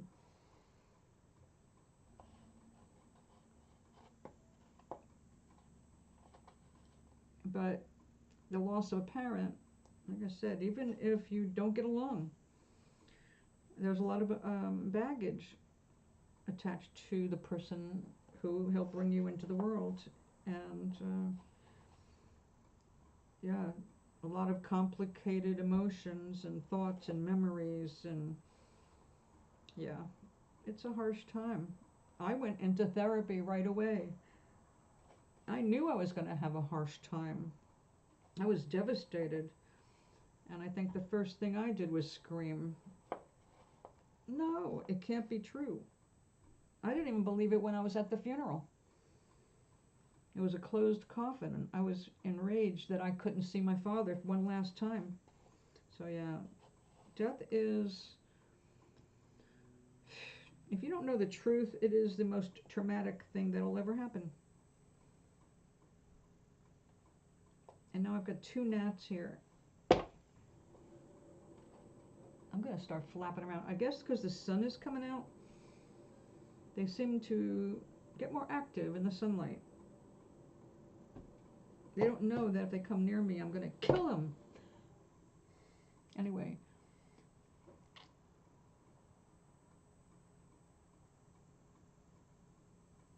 Wow.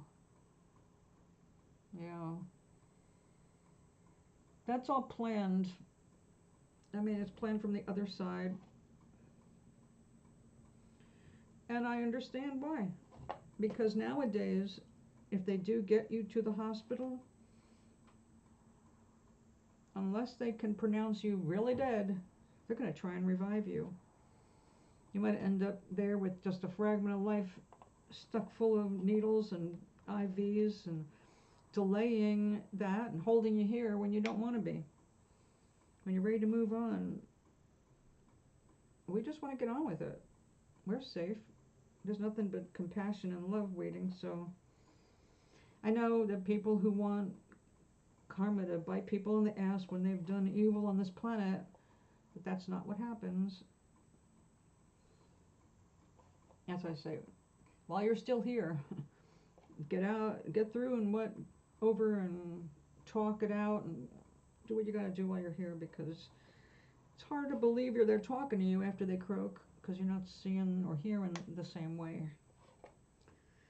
You can still have conversations. They're right there, especially right after they die. There's a part of them that wants to comfort their loved ones. But sometimes it's a little too much, and they're not right away back. They wait a few hours, wait for everybody to get through the first shock of loss. They can't connect with you when you're emotional. Emotion is a human thing. I mean, the kind of emotion we're used to, it's a very human thing. They can't get through that. It's like a shield.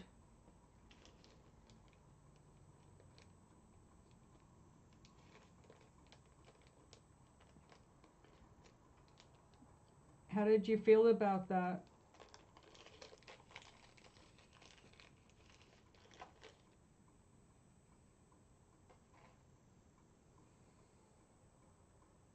The first open coffin I saw was actually not a relative at all. It was a neighbor's grandmother who was 104. And that was the first time I saw a dead body laid out for burial. It was the first time I went to a wake, although they called it the viewing. Isn't that what they call it down south, Gary?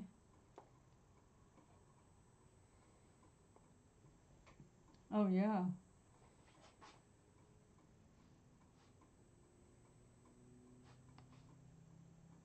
It's a good idea. It's when you get together, you laugh together, you cry together, you remember together, share things you may not have known about your relatives. It can be a great time of healing. Exactly. Exactly.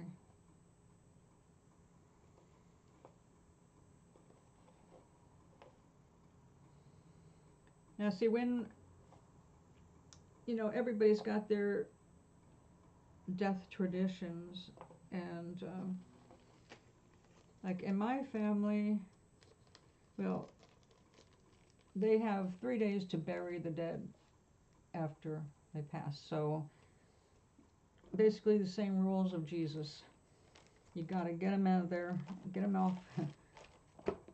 And if you can't bury them, you hide them behind a big rock. when my grandma passed, well, the first thing they do is they cover all the mirrors in the house. And I thought that was a strange thing. And I asked somebody, why are you covering all the mirrors? And somebody, I guess thinking I was a superstitious child, said something, well, because we don't want you to see the ghosts in the mirrors.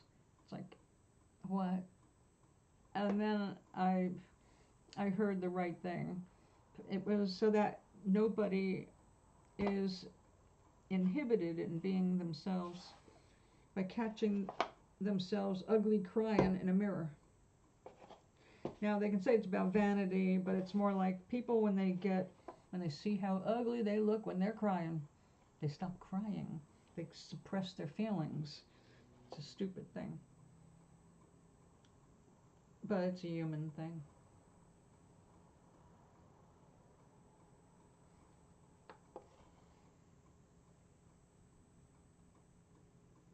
Yeah, probably.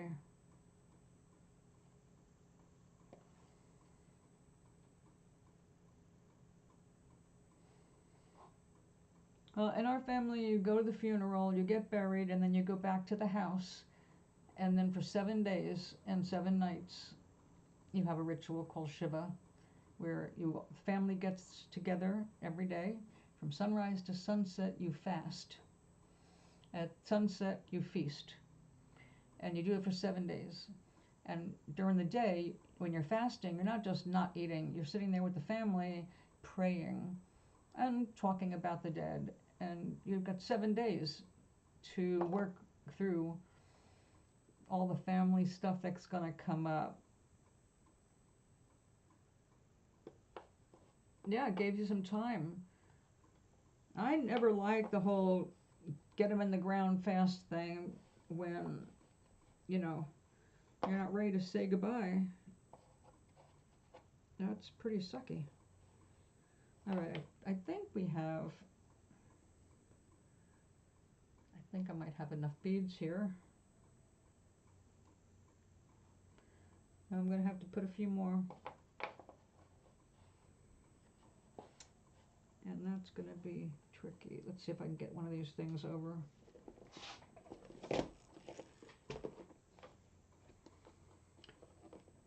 Well, how are you feeling after all of this? Did you, well, I don't know how close you were to that grandpa.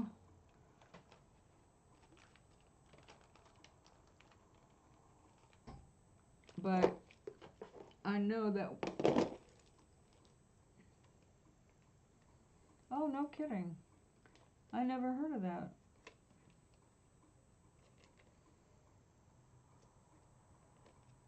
I am really glad to hear that. You've got good memories. Well, he's still there to guide you. Never doubt it. You call on him, he's there. And the quicker you can get to a point where you're not emotional, the faster you can communicate. It's not just the emotion of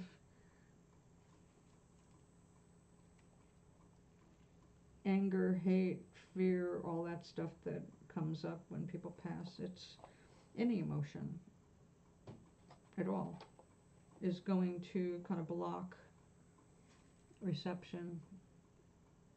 Spirit whispers, doesn't scream like humans, and you have to be quiet to hear, and you've got to get yourself quiet to hear.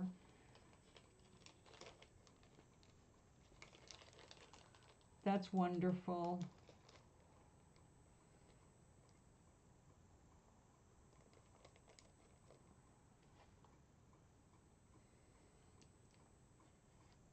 Sounds like your kind of guy.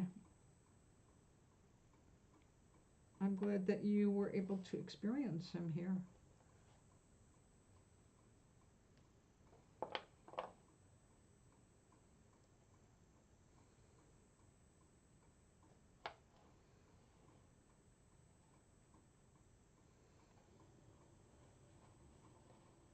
I know it's so hard for people to believe me when I say we really don't die, because if they haven't experienced something supernatural,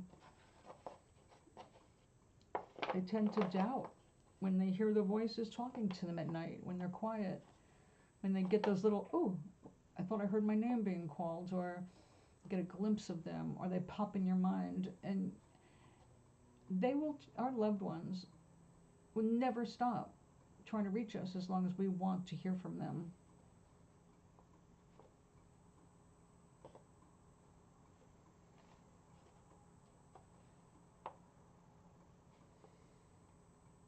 Well, you're young too, and being focused on death should not be your focus, because it's just a crossing. It's not the end of everything.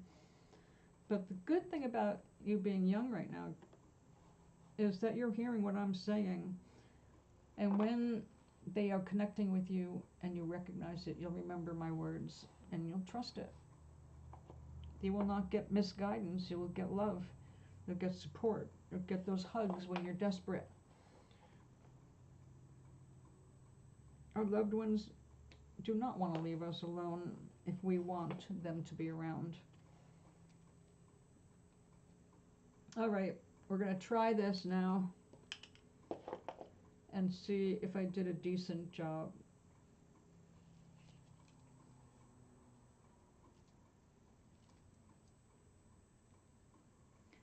Oh, of course you would.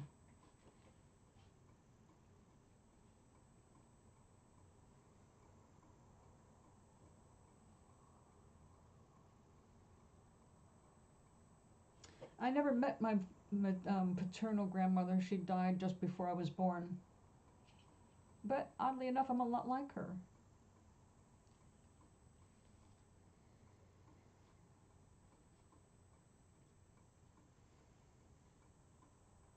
You're a very introspective young person, Charlie. You'll never stop thinking. Thank goodness.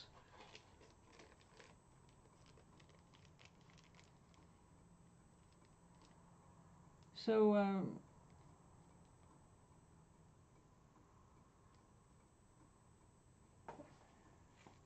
people get their hands.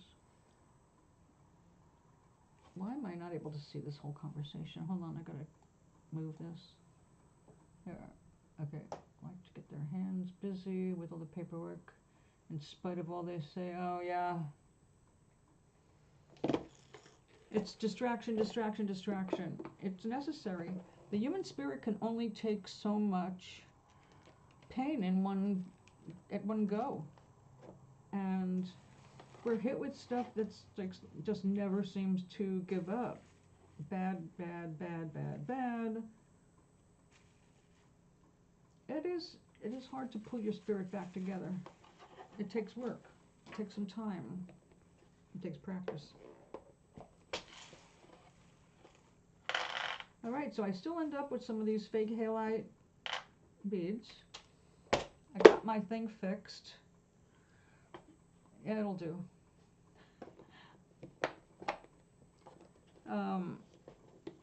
I think that's why my father croaked while I was in California. My father knew how devoted I was to him. Like I said, I moved. I kept moving for 10 years to be closer to him for that eventuality, because he had open heart surgery at 43. He passed at 53.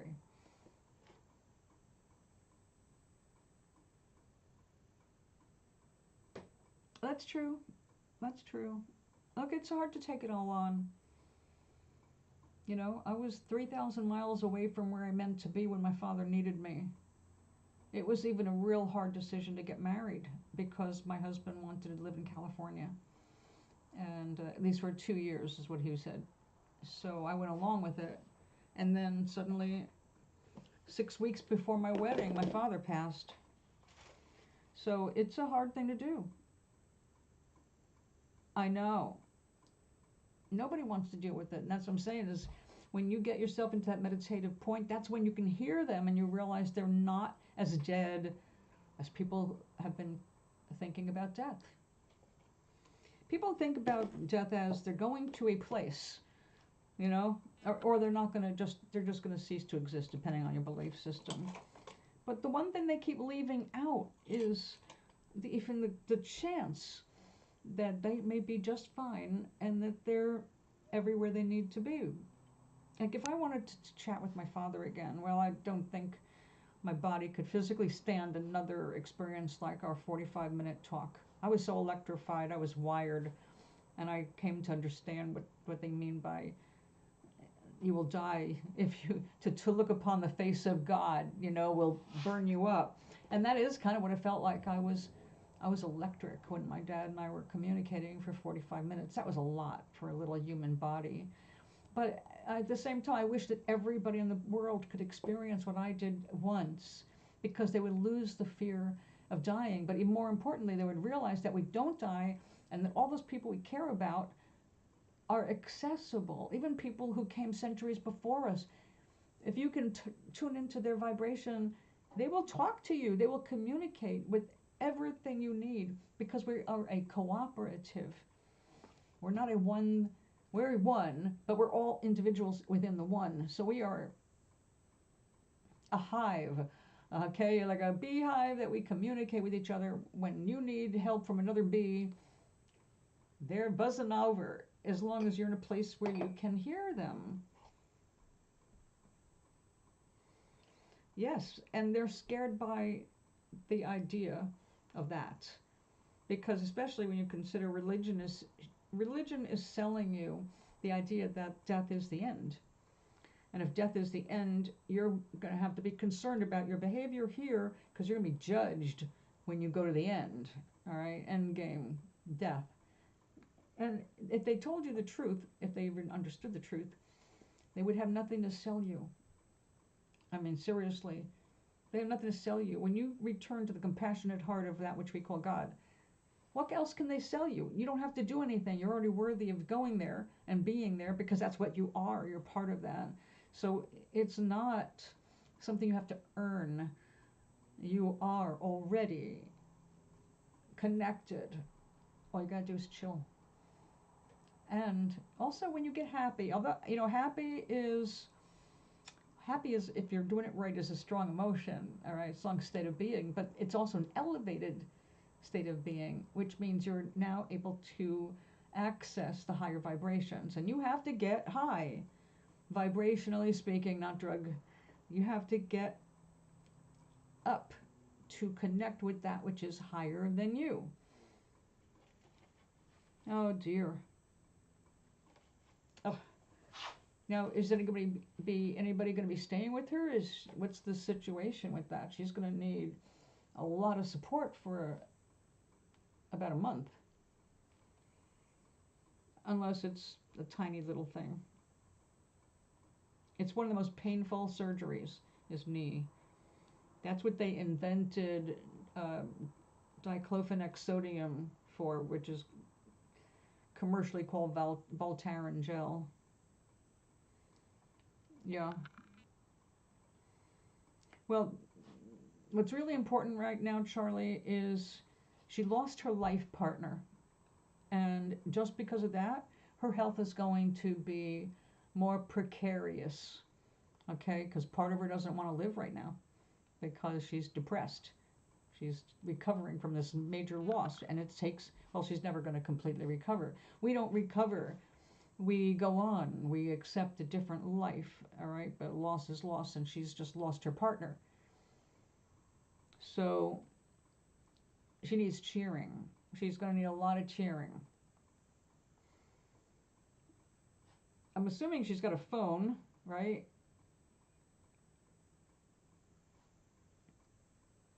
Well, right now they're grieving themselves. No, they're not going to be completely aware of what she's going through, but she is deep in grief. And even if she doesn't say that, her energy is very much in a grieving position. And when we are that down, when we lose somebody we love, when we feel alone, our health goes down. And right now, that's how she feels. So it's going to be real important to stay in touch with her, especially just before the surgery, right after the surgery. It's not even a matter of physically helping her. She needs something to focus on.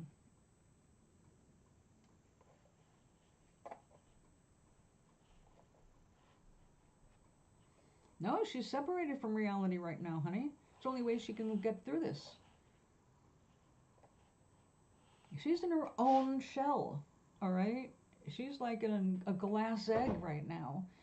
So I'm going to say, as somebody who's more conscious than the rest of your family, if you can find it in you to call her every day, just for a few minutes, just thinking of you, sending a hug, I'll see you soon. Just a daily contact that lets her know that she's not been forgotten because her husband is gone. The partnership is a partnership. Look, I hated Glenn at the time we divorced, but we were together for 21 years. You just don't erase that. Even if you're hating somebody, you can't erase all those years together, all the things that went well. She just wanted to visit every day. No, she needs her time to grieve, but that's not the same as having a phone call. A quick call, just sending my love, letting you know I'm thinking of you. See you soon. Not the same as a visit. It's not as intrusive. It's an awareness that someone is thinking of her with love. That's all she needs. And no, if I had just lost my partner, when I like losing Glenn, the only time I wanted some company was actually in packing up and getting the hell out of the house. I did not want people crowding around me. Poor, it's like, fuck off. I have to go through this myself.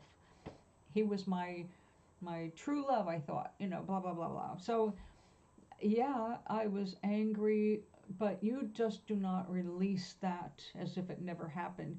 When you're a couple, you become reliant on each other for a million different things in a million different ways. And it's not a life of two separate ropes. You're woven together, all right?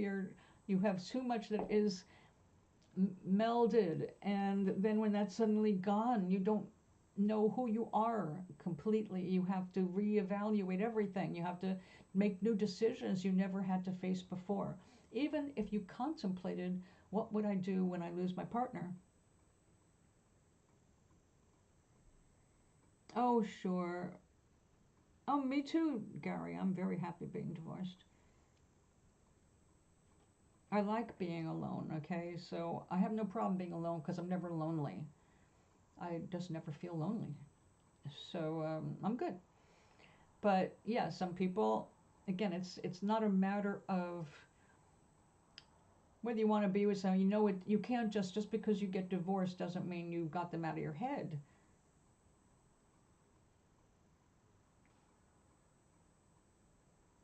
Oh, that stinks. Yeah, with food, you want food to be kind of consistent so your body knows, how to use the energy. But it's okay, Charlie. Sometimes things have to fall apart before you bring them back together. That's what's happening with your grandma right now. That's what's happening with your mother right now. All of her children are going to have to go through this separation process of death, which does not happen just because the body's gone. It's a long process, and it takes time and understanding and patience. So, yeah, when you're busy, you can forget about things for a little while, especially if you're not living with somebody. But when you have lived with them and they're suddenly gone, your world is shredded, and she needs time alone to put herself back together. But too much alone is also bad. Yeah, same thing with me, Gary. I've had years of working that out, and if he pops up in my head anymore, which he does occasionally because it's impossible not to, because some things we did together, I don't have any emotional reaction anymore. That's where my power is. I don't have to feel about him. I can think of him. And matter of fact, my niece and my nephew are getting married at 2 o'clock today, so about an hour and 10 minutes. And I'm going to be gone by then, so I want to watch them online. They are they're going to do great together, and I'm really happy for them. Um,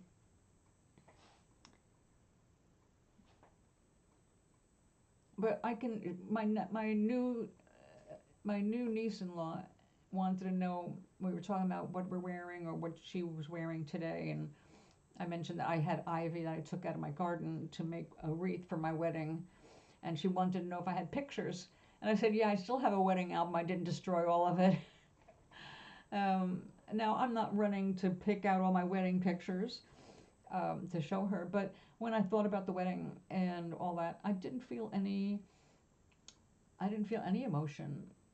I thought, oh yeah, I was pretty clever with that, and I made a really nice headdress out of a piece of ivy and a piece of veiling. So I made it work for me, but uh, I didn't feel anything about the marriage or the end of it. You know, it was like, okay, that's all past now. I live for the now and the future.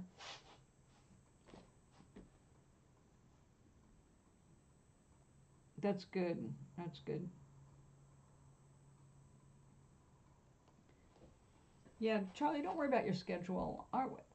The best advice I can give you with this right now is just stay flexible, because you will develop new schedules as you go along, and as different circumstances present themselves, you have to be flexible. There are things sometimes you can get to, and some stuff we just have to put aside. We can't do everything we want to do at the same time.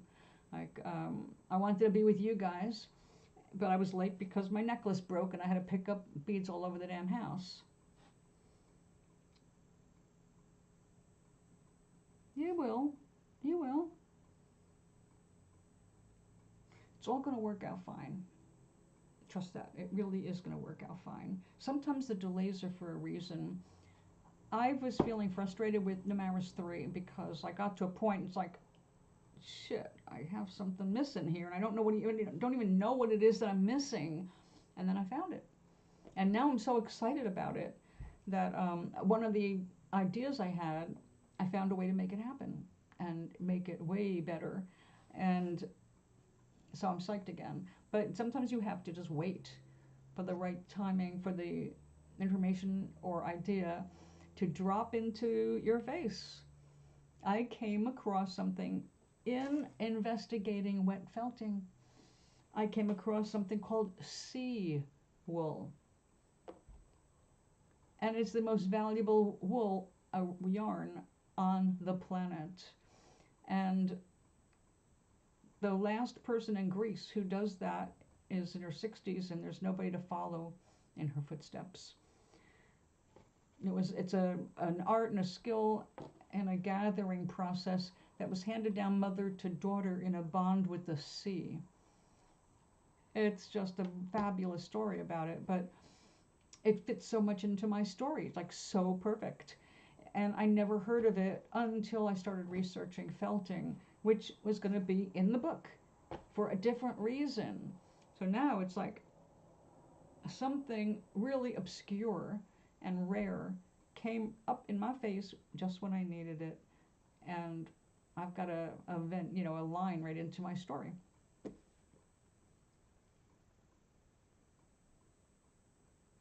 That's all you got to do. Mr. Shiny can wait.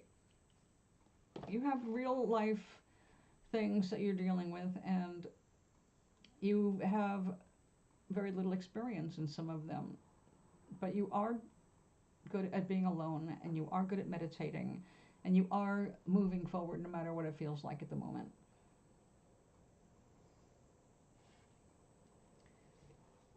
If I was going through this right now, I would just be focusing on, instead of looking at theory, I would just be playing.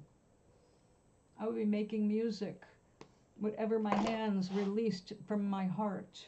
I wrote a symphonic piece for my father as I was going through the grieving. It was like 6 different movements. And do I have any of it? No, because my only way of recording it back then was reel to reel, and I don't have any reel to reel anymore. I don't even have the reel. So what's left of it is in my head. Occasionally I remember parts of it when I'm playing, but it was really emotional and important for me to express my love and grief and the changes I was going through by moving coast, 3,000 miles away, giving up my work, giving up my friends and family to be with my husband. So yeah, a lot of traumatic changes all at the same time. So yes, being alone for a little while, having time to meditate, just let the emotion through, let it roam through you, and just play. The study will come. You've got your whole life for that. There's no rush. You're not training yourself to become a music teacher. So, give yourself a break. Life happens and roll with it. You're going to be fine.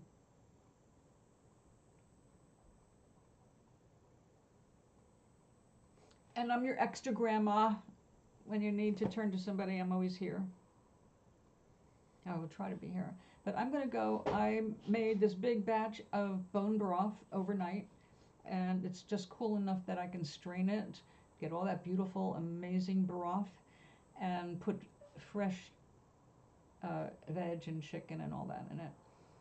But I'm going to be getting a little macaroni time for Gary. Yeah, I'm going to have to eat something because I don't want to miss one moment of my nephew's wedding today. I'll be watching it online. I'll be able to see the sister I don't talk to, and her older son, who just nobody hears from him, and his wife and two little girls. So I'll be able to see the family from a distance, a safe distance, and it'll be great. So my darling, I will not likely be back today because I do have a sick neighbor. I want to make sure she gets some of the soup I'm making.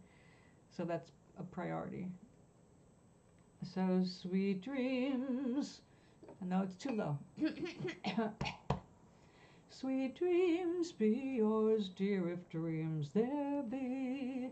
I'll be back tomorrow, somewhere around 3. You can count on me, sending love your way. Have a good rest of the day. I blow many kisses in your general direction, darlings. Until tomorrow.